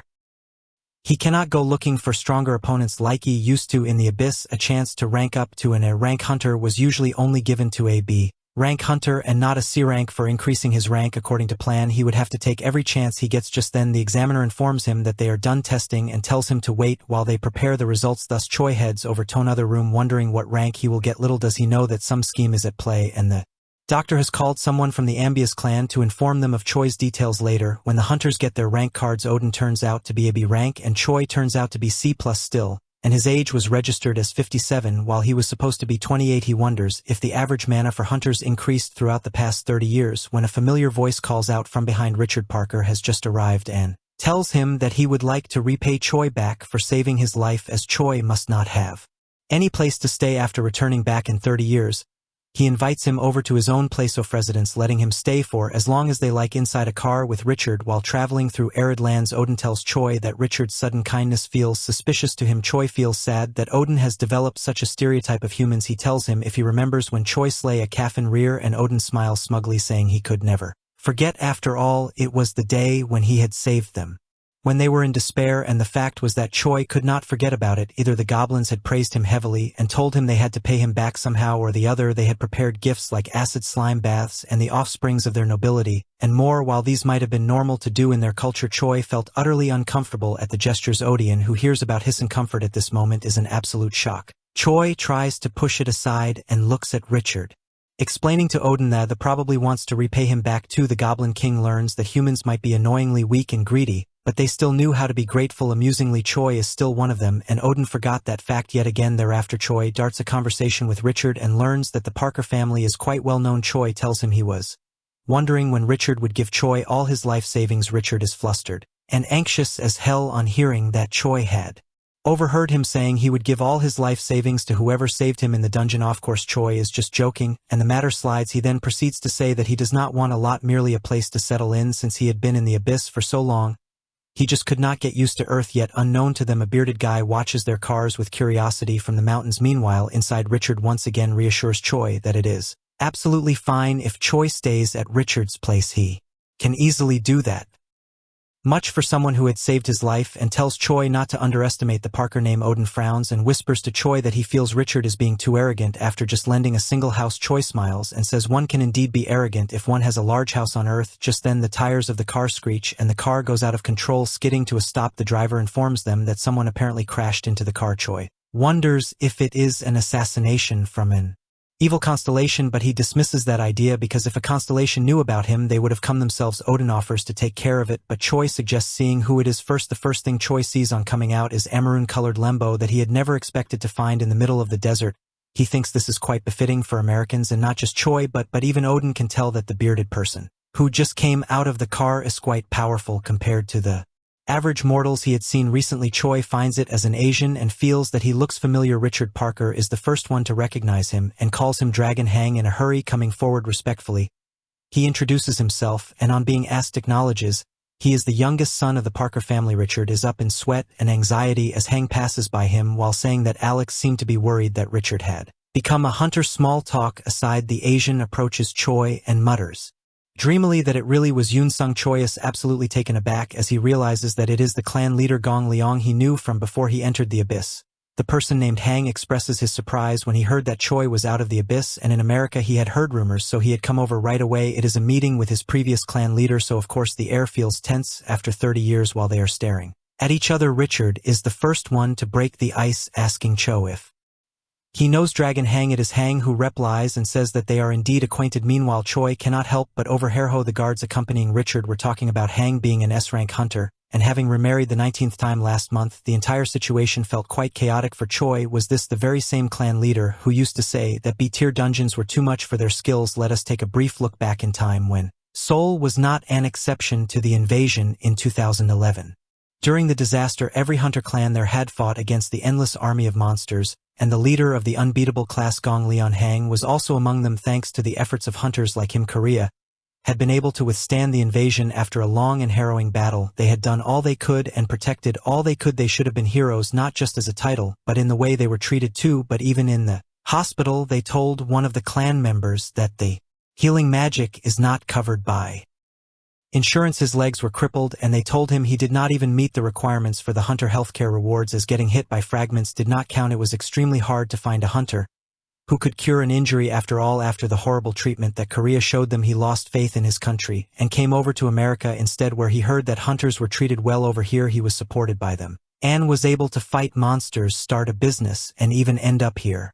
At his point, Choi is surprised hearing his story and wonders just how rich Hang must be for the son of a rich family to kneel in front of him. Hang answers the question with another question and tells him he lives in Hunter's Hill, the most expensive neighborhood in Los Angeles. Of course, how would Choi know about how great Hunter Hill was? Wong says Choi still speaks way too little and recalls the day he had disappeared after leaving a small letter saying he was going training in the Abyss. The clan members had known he was crazy about training, but did not think the crazy idiot was actually a psychopath. Some clan members even said they had to report him as dead, as almost no one returns alive after entering the Abyss. The old clan members even held a funeral for him. Considering all these things that had happened, Hang had been utterly shocked when he heard Choi was back from the Abyss. He turns to Richard as if remembering something and asks him why Choi is in Richard's car in a panicked expression. Richard says that he was just repaying Choi for saving his life. Hang ruffles his hair, saying that he thought Richard was going to take him to his house to open him up or something. Since it was not the case, he forgives the kid. As they cross the bridge and reach Los Angeles, Hang tells Richard to change the destination to his own house. Meanwhile, Choi is looking out the window, wondering about how 30 years really passed and how the technology looked so much more advanced compared to back when he was at Earth. Los Angeles, often called the City of Saints, had become home to many rich and honorable hunters in their clans. After the gate opened, not only those hunters but also fans who wanted to become clan members and merchants who focused on business with those hunters too, all settled in Los Angeles, this Mediat, the city with the most hunters in the world. Juan is currently explaining how he had told the Americans to ensure that he is informed of all returners from the Abyss, otherwise he would leave for another country. It had been fun seeing the FBI and CIA sending reports to him all the time, and Choi is surprised they do that all for him. Hang dismisses the surprise, saying that it's a small price to pay to keep him from leaving for another country. Choi is still looking out and sees a large building and remarks that Hang's house really is good, what with it being the size of an Olympic stadium and all. However, Richard informs him that it is probably just the house where Hang's servants live. The actual mansion is still a bit further up, and Boy is dragging Hang's residence like a damn palace. It's complete with private gardens and pavements lined with waterways and even an entire roundabout. The entire place is humongous. Seeing many hunters standing in the pavements, he wonders what is up. Hang tells him that they are waiting in line to see him. Did that make sense? Nevertheless, Hang explains that they were going through all that to see and ask him to give them a chance. Choi is amazed and asks what kind of chance he is talking about, so Juan says he will explain slowly. Nevertheless, when they finally enter his residence, Choi is so amazed at what he sees that he doubts whether he is Theon who returned from the Abyss or Hang. After all, who the hell keeps a whole darn family of pandas in their house? Choi asks if Hang stole them, but the clan leader dismisses it as ridiculous, saying that the Chinese government had sent them as a gift, begging him to go there. Seeing that Choi was still so ignorant about the situation, one snaps his fingers, and all of a sudden many people in neat suits enter the room at once and stand in two straight lines. They answer to him, and he orders them to bring him the best tutors they can find and teach Choi everything ranging from politics, economics, arts, world, and local history, and every little subject there is to learn. While Richard comes out of Hang's residence and leaves, the driver asks him if it is really all right if he takes the chance to see Dragon Hang, since people wait for months for such a chance. Richard says he is a Parker, so he does not need to beg for a chance further. He feels scared as hell every time he is in his presence, so it's better for him to leave. Meanwhile, back in Hang's mansion, he has just now ordered his assistants to bring him tutors who can teach Choi common sense of the present and other miscellaneous knowledge. Just then one of the servants speaks up, saying that the scope of subjects he has given is just too broad, and asks if there is any reason behind it. When asked for his name, he says he is his 7th secretary Jackson, but Hang fires him the very next moment. He reasons that the reason he hires them for a lot of money is to carry out his challenging tasks and orders, and not for talking back furiously. He asks the others if they think of this as a joke. There are swift replies, after which he starts picking on them one by one, blaming them for making excuses and not carrying out his tasks perfectly. After giving them all an earful, he turns back to Choi, who is looking ahead in shock when Hanan calls him to talk and get up to speed. The only thing Choi can say with a straight face is that His big bro has turned into aerially shitty person on hearing this. Hang looks hurt and asks why he thinks so on hearing that he shouldn't fire someone for a single mistake. He calls over the 7th secretary he was just about to fire and asks him how long he had worked there and how much he got paid. The answer came to 2 weeks for $230,000. My God, he had given them that much, but Choi looks unconvinced and says the salary has nothing to do with how he treats them. Hang still refutes, saying that they get the highest salary, but if they make a mistake they get dismissed, so they know what they are in for. Choi shakes his head in disappointment, so even though Hang feels it's unfair, he tells the secretary that he is hired again. After the thankful secretary leaves, Hang asks if he really has to be in so much trouble, and Choi says that his former clan master should be a role model for others. Later on, a specialist in artifact and dungeon studies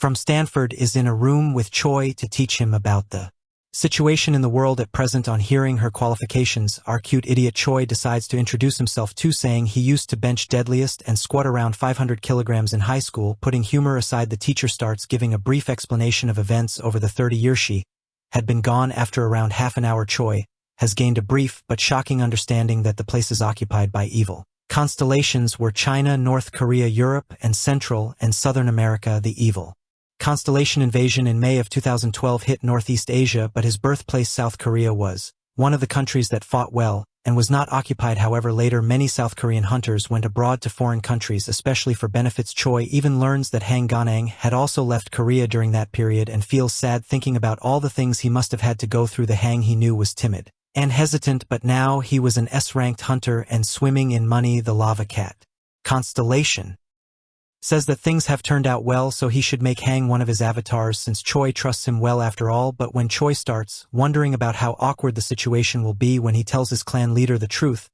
he can pretty much guess that Hang will suspect he is doing drugs or some other stuff. However, jokes aside, Hang would understand if Choi explained everything seriously, yet he seemed to have some reservations about him. That the cat was curious to hear. However, the answer was not that he did not trust Hang, but more of a fact that he did not want to drag his big bro into the affairs of the constellations. Later on, Hang takes Choi and shows him around, finally coming to stop at a dome-like structure that looks like a greenhouse, but Hang describes it as the jungle gym in his backyard. Coming inside, Choi sees that instead of looking like a backyard jungle gym, it looks more like a concert venue with all the empty space and glass walls. Hang snaps his fingers, and all of a sudden, the shapes making up the dome start darkening and a faint orange lining can be seen around each. Hang and Choi start flow as Hang seems excited that Choi is adapting pretty quickly. Meanwhile, Lava Cat is surprised at this magic that she calls the other side of the world magic. It is a popular spell among constellations that mortals should not normally know how to use. Just then they stop floating and Hang says that the stabilization is complete. He tells him that if they get injured during a fight here, they will not be injured in real life, and it's like a super immersive virtual reality game magic. Choi is surprised as Hang explains that constellations use it to train their avatars, while the cat says they use it as entertainment. When bored, Choi asks Hang if he learned the magic from a constellation, but it appears that it has become a very common magic on Earth, despite that Hang says that it might have been taught to someone with evil intent, as they did not know how devious constellations are. After the small talk, Choi says that considering such a good war training area is available, the Earth hunters must be very well prepared, but Hang laughs at this and tells him that it is used for sports and not those old games like soccer or other things. The forefront of entertainment in the current world is hunter sports. One of the games in hunter sports happens to be the 6-star league, where 6 hunters fight against another team of hunters in different matches with varied rule sets. All in all, the stimulation of the game that Choi sees there looks pretty interesting. Just then the system notification tells him that he is required to limit his strength, otherwise the other side of the world might break down. Choi understands because human cast magic could not possibly be enough for constellations, as system prompts continue to appear about his strength, agility, stamina, and other things getting limited. To feels surprised like he is carrying a lot of weights. Suddenly his title, Master of the Self, activates and notifies him that his power of existence will increase if he fights when his power is limited. This starts exciting our musclehead Choi, who grins realizing that even this can be considered training. The cat of lava and magma also tells him that this is a good opportunity, as other constellations cannot watch him when inside a dungeon or this spell, so he can use his power of existence. However, Helikis he wonders if he should reveal his identity to his hung and make him his avatar, but holds back since he is still reluctant to involve someone who is living well, and either way making others, for example his avatar's fight, was never his style to begin with. The cat says that if he fights with other constellations he will definitely need an avatar, as it is really rare for constellations to fight in person. Sighing, he decides to think about it later. Suddenly Hang asks if he is feeling shocked with how things have advanced in 30 years. Choi just remarks that hunter training seems a lot More realistic due to this magic. Hang shakes his head and repeats that this isn't training but the most popular sport in the world. Choi is still having trouble grasping the idea that such technology and magic isn't used for training but rather just for hunters fighting for fun. Although Hang says it's a competitive sport, Choi is still unconvinced yet. The clan leader tells him that it is stupid to even compare baseball and soccer to something like the Six-Star League. Something more comparable would be the UHC, which is also a hunter sport. It is a competition where hunters fight one-on-one, and once a person watches the UHC, other combat sports become boring. He asks Choi if he feels excited hearing about all these new things, but Choi just denies it. Hang laughs, asking if it is because he knows Hang is the strongest. Choi is quiet for a moment before replying that he is bewildered. He had been focused on the Earth crisis, training the hell out of his body since he was worried he might be late and had always been searching for a way to return to Earth. He did all that, but the hunters on Earth have simply become sports stars. This is quite disheartened. However, the Lava Cat says he should still be careful as the constellations are familiar with the SSL and UHC2. It might be unfamiliar to him who does not really have any avatars, but for constellations with avatars, these are like proxy wars. The spread of the magic called the other side of the world may have something to do with the proxy wars too. Choi wonders if they purposefully spread the magic in order to find avatar candidates. Meanwhile, Hang is still explaining that hunters nowadays do not have any dungeon experience and they become hunters only for money and fame. If there is a sport that one likes, one can try it. With a little bit of success, one will earn more money than they will ever have used. For those lining up in front of his house all want that opportunity. After saying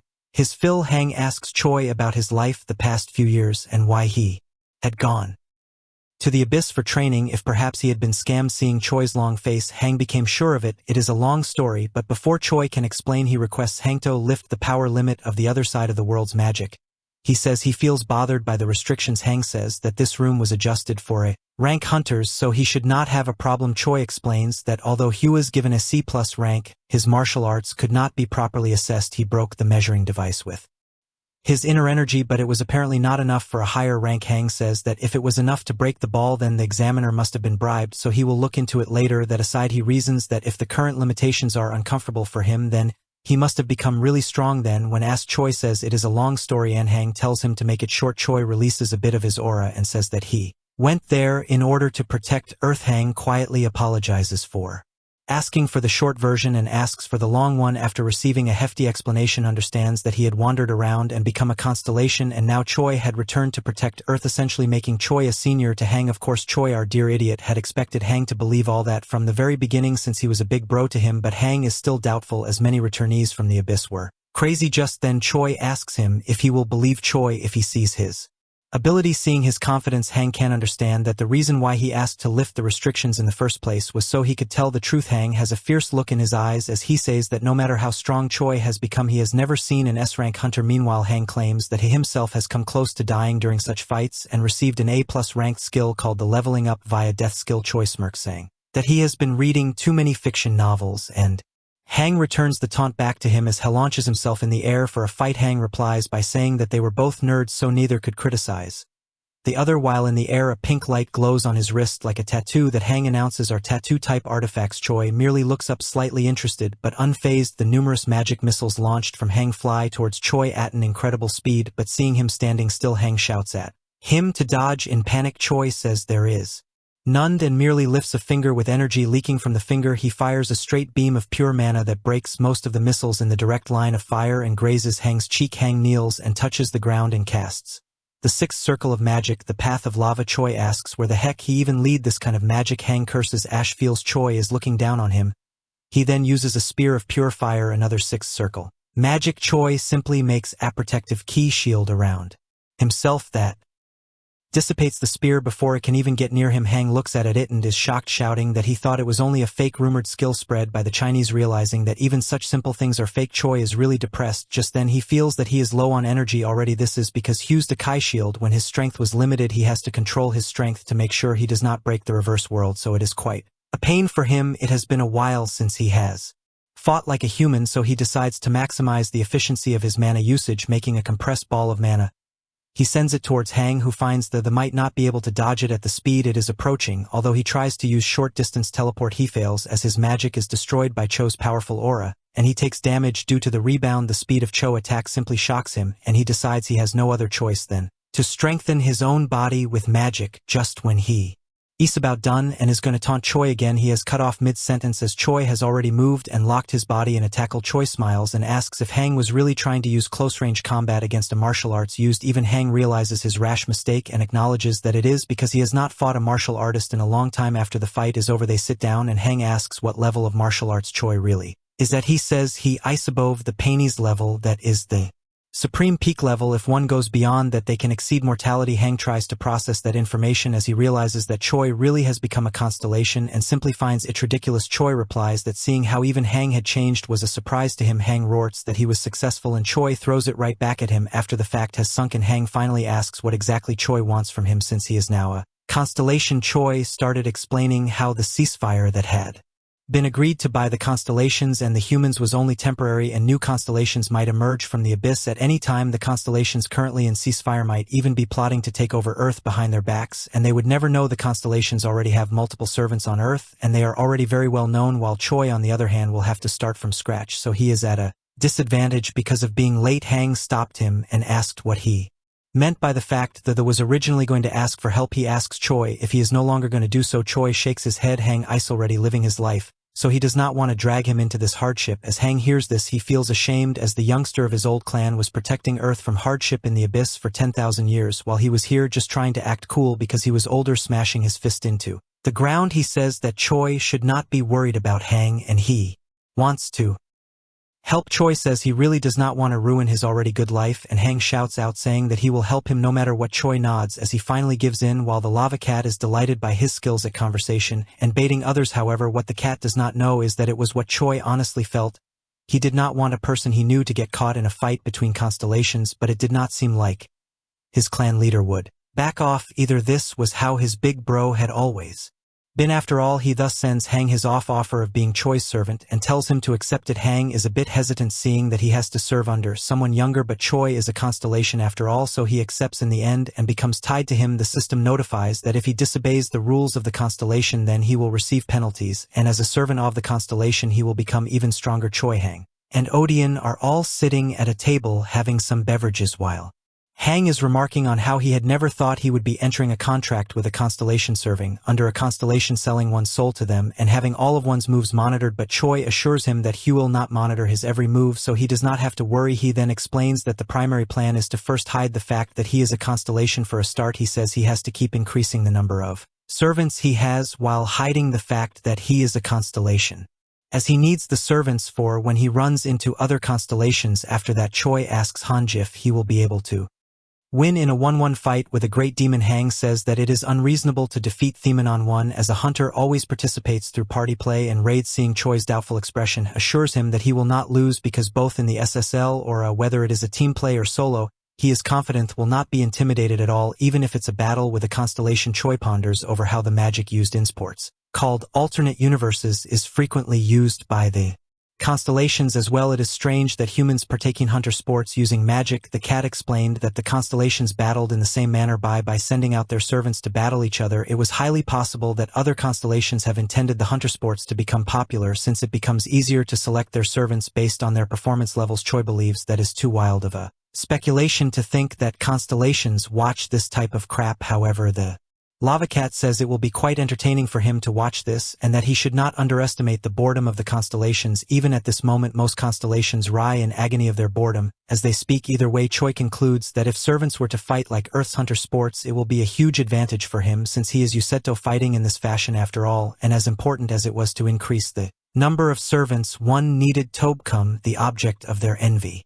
In other words, fame worthy of the strongest hunter. When an A-class dungeon opens, this is the type of hunter that the nation's government will plead and beg for assistance. As much as people claim that their nation's hunter is the strongest, they know deep down which hunter remains the strongest in the world. This leads to faith and devotion. Hang understands Choi definitely had the skills, but the problem was how to showcase it to the world. Hang decides to introduce Choi to a clan. Although Cho starts to joke, he shuts up when Hang gets serious and explains that he is in charge of multiple groups at present. There is not just one single clan, but an entire company group where the profits are out of this world. All cores and items and dungeons are purchased by the company, as well as the additional support and bonuses. As long as one is able to prove their loyalty, they will be rewarded handsomely, so it is a much wanted spot. But despite hearing all that, Choi does not understand why Hang wants him to Join a clan Hang scolds him and tells him that he needs to hide his powers adequately. Choi stares at his hands and remarks that although he managed to limit his powers down to max level as long as he can control it well, he can battle classes from A to S. Hang tries to ignore that indirect hurt he got from that statement and tells him he will send Choi to a clan where they take top candidates so he can look for servants there. However, Choi asks if they will really like it if a C+ ranked martial arts user joins their clan. Hang says they will not like it at all, so he can do nothing but suggest Choi to rank up. As long as Choi reached a clash, would become utterly recognized, and even further, and highly decorated individuals will be honored as S-class. Just then Choi realizes that Hang is also quite amazing for having reached S-class, since it is a title that is given to less than 10 people in the entire world. Hang tells him to go ahead and start everything they can, starting with the preliminaries for the UHC. Seeing Cho's confusion, Hang states that many hunters wish to compete in the UHC, but they have to get through the preliminaries to be accepted as professionals in the league. Thus, he tells Choi to go to the preliminaries in a week and get himself used to it. Until then, Choi does not understand what he should get used to, so Hang passes him a smartphone. He says this is what they use for everything nowadays, including watching the news. Seeing the screen, he tries to play around with it and reaches the news section where he finds the name of Chong Sik mentioned and recalls something. Meanwhile, Hang has gone over and is giving instructions in his office to prepare the hunter department to evaluate a person further. He says that he needs a trustworthy manager and his current servants do not make the cut, so he asks them where her daughter is. Ironically, he has so many daughters that he has trouble figuring out which one. Finally, he decides on the one with the worst temper, the A-class manager. Seeing they have understood who he is referring to, they accept the orders to bring over a Lawrence. However, Hang is not sure she will take a liking to Choi, as he is quite tricky to handle as well. Meanwhile, in another part of the city, A is managing criticizing a hunter Nemedvijin for their incapability. She scolds him, saying that just because he has a lot of mana does not mean he can handle a high circle magic. However, Vajin argues that he is already C+ class and has received scouting offers from big clans, so it is unacceptable for her to make him practice one circle magic repeatedly. She looks at him with disappointed eyes and just silently leaves. The person standing outside the room bows as he sees her. She tells him that Vagan does not deserve to be trained, so she does not want to manage him. He does not refute and merely apologizes before entering the room. After entering the room, he starts kicking Vagan, who is still lying on the ground, and curses the heck out of him, calling him a dumb. He says that she is Miss AAB class hunter and renowned manager, who raises rookies into precious gems in their clan. This was a Lawrence Hang's 11th daughter, and the special A-class manager. At the moment Choi arrives at the preliminary competition venue with Odin, he is refreshed to see the crowd of hunters who look the same as ever, as people of various origins are thrown into the mix. Asks Hang's assistant following him if the person who wins the tournament will become a pro and what else he needs to know. The assistant says that it is the preliminaries for the C-class league, so there will be a lot of D and E-class hunters joining in as well. There will always be other opportunities, so he asks him to take it easy and treat this as a learning experience. Choi just agrees and walks forward. Meanwhile, Odin, who is on the phone right now, is playing a game that eerily looks like Temple Run but with a goblin as the main character. Choi tells the Goblin King to stop playing games and wait for him there. After hearing a sincere reply, he leaves and wonders if this will take a whole day. Inside the competition lounge hall, he can find various types of people like reporters, people from broadcasting companies, and even clan recruiters. One of them is scratching their head, cursing his team leader for sending him here. Ash believes it's a waste of time. A person near him remarks that they should just wait with patience for decent hunters and asks if he's new here. The clan recruiter says he is there from a clan. What he does not divulge is that Hayes, the Ambius clan recruiter K, the Ambitus clan, is the one who had received information about the crystal ball readings of Choi. Their leader had received a phone call saying that the measuring device had shattered and had wondered if it had been faulty, but the examiner had assured him that the device was absolutely fine. The recruiter had checked that he had passed all the tests and did not have abnormalities either. The clan leader had also received information that he was from 30 years ago, and a martial arts user. Coop had asked if he should send someone to recruit him, but the leader still had doubts. Yet he did not want to miss the 1/1,000,000th chance that it might be true either. Thus he told Coop to go and confirm it with his own eyes and ask Choi to learn magic if he has decent mana. When the clan leader ordered so, Coop had no choice but to come. Thush waits expectantly to see how good the returner named Choi is with his martial arts. As soon as Choi enters the arena, Hayes notified by the system that he needs to control his power or the virtual world will be destroyed. After a lot of effort, Choi finally manages to suppress it. As a result, his skill called Subdue the Strong and Assist the Weak has been activated, and he decides that he will be able to use Fist Key to a certain extent and Fist Hurricane as well. Furthermore, due to the restraints, his existential power would increase manifolds. As a result, off fighting here, seeing him mumbling weird stuff, Choi's opponent asks if he is crazy, but Choi just replies nonchalantly. The opponent taunts him, but the referee intervenes, saying that they will be disqualified if they fight before the signal is given during the match. One can use any skills as much they want, and when one surrenders or when both are incapable of fighting, the match ends. While listening to this, Choi is just stretching his arms and yawning like haze bored the audience who are watching. The live stream cannot help but comment that he is probably being arrogant, but also welcome the good showmanship for these stream viewers. It is their first time in a long while seeing a martial arts user, and Choi is almost like a living fossil to them. Meanwhile, the people who are assessing the performance of the candidates are going through his data and are shocked to find that he is a martial arts user. They are all thrown into shock as they realize that martial arts users are still around. It had been way too long since they last saw one-itis the opponent's first time fighting against a martial arts user. When the opponent learns that Choi is a martial arts user, he decides to put distance between them as soon as the match starts. Thereafter, he would use the second circle float magic and use a strengthened magic missile. As the referee's countdown ends, the match starts, and the opponent jumps back in an instant. He thinks he is faster but cannot finish his sentence as Choi's fist comes hurling at him. The very next millisecond, the fist hits him square in the face and he is sent flying as he crashes against the wall of the arena, losing consciousness.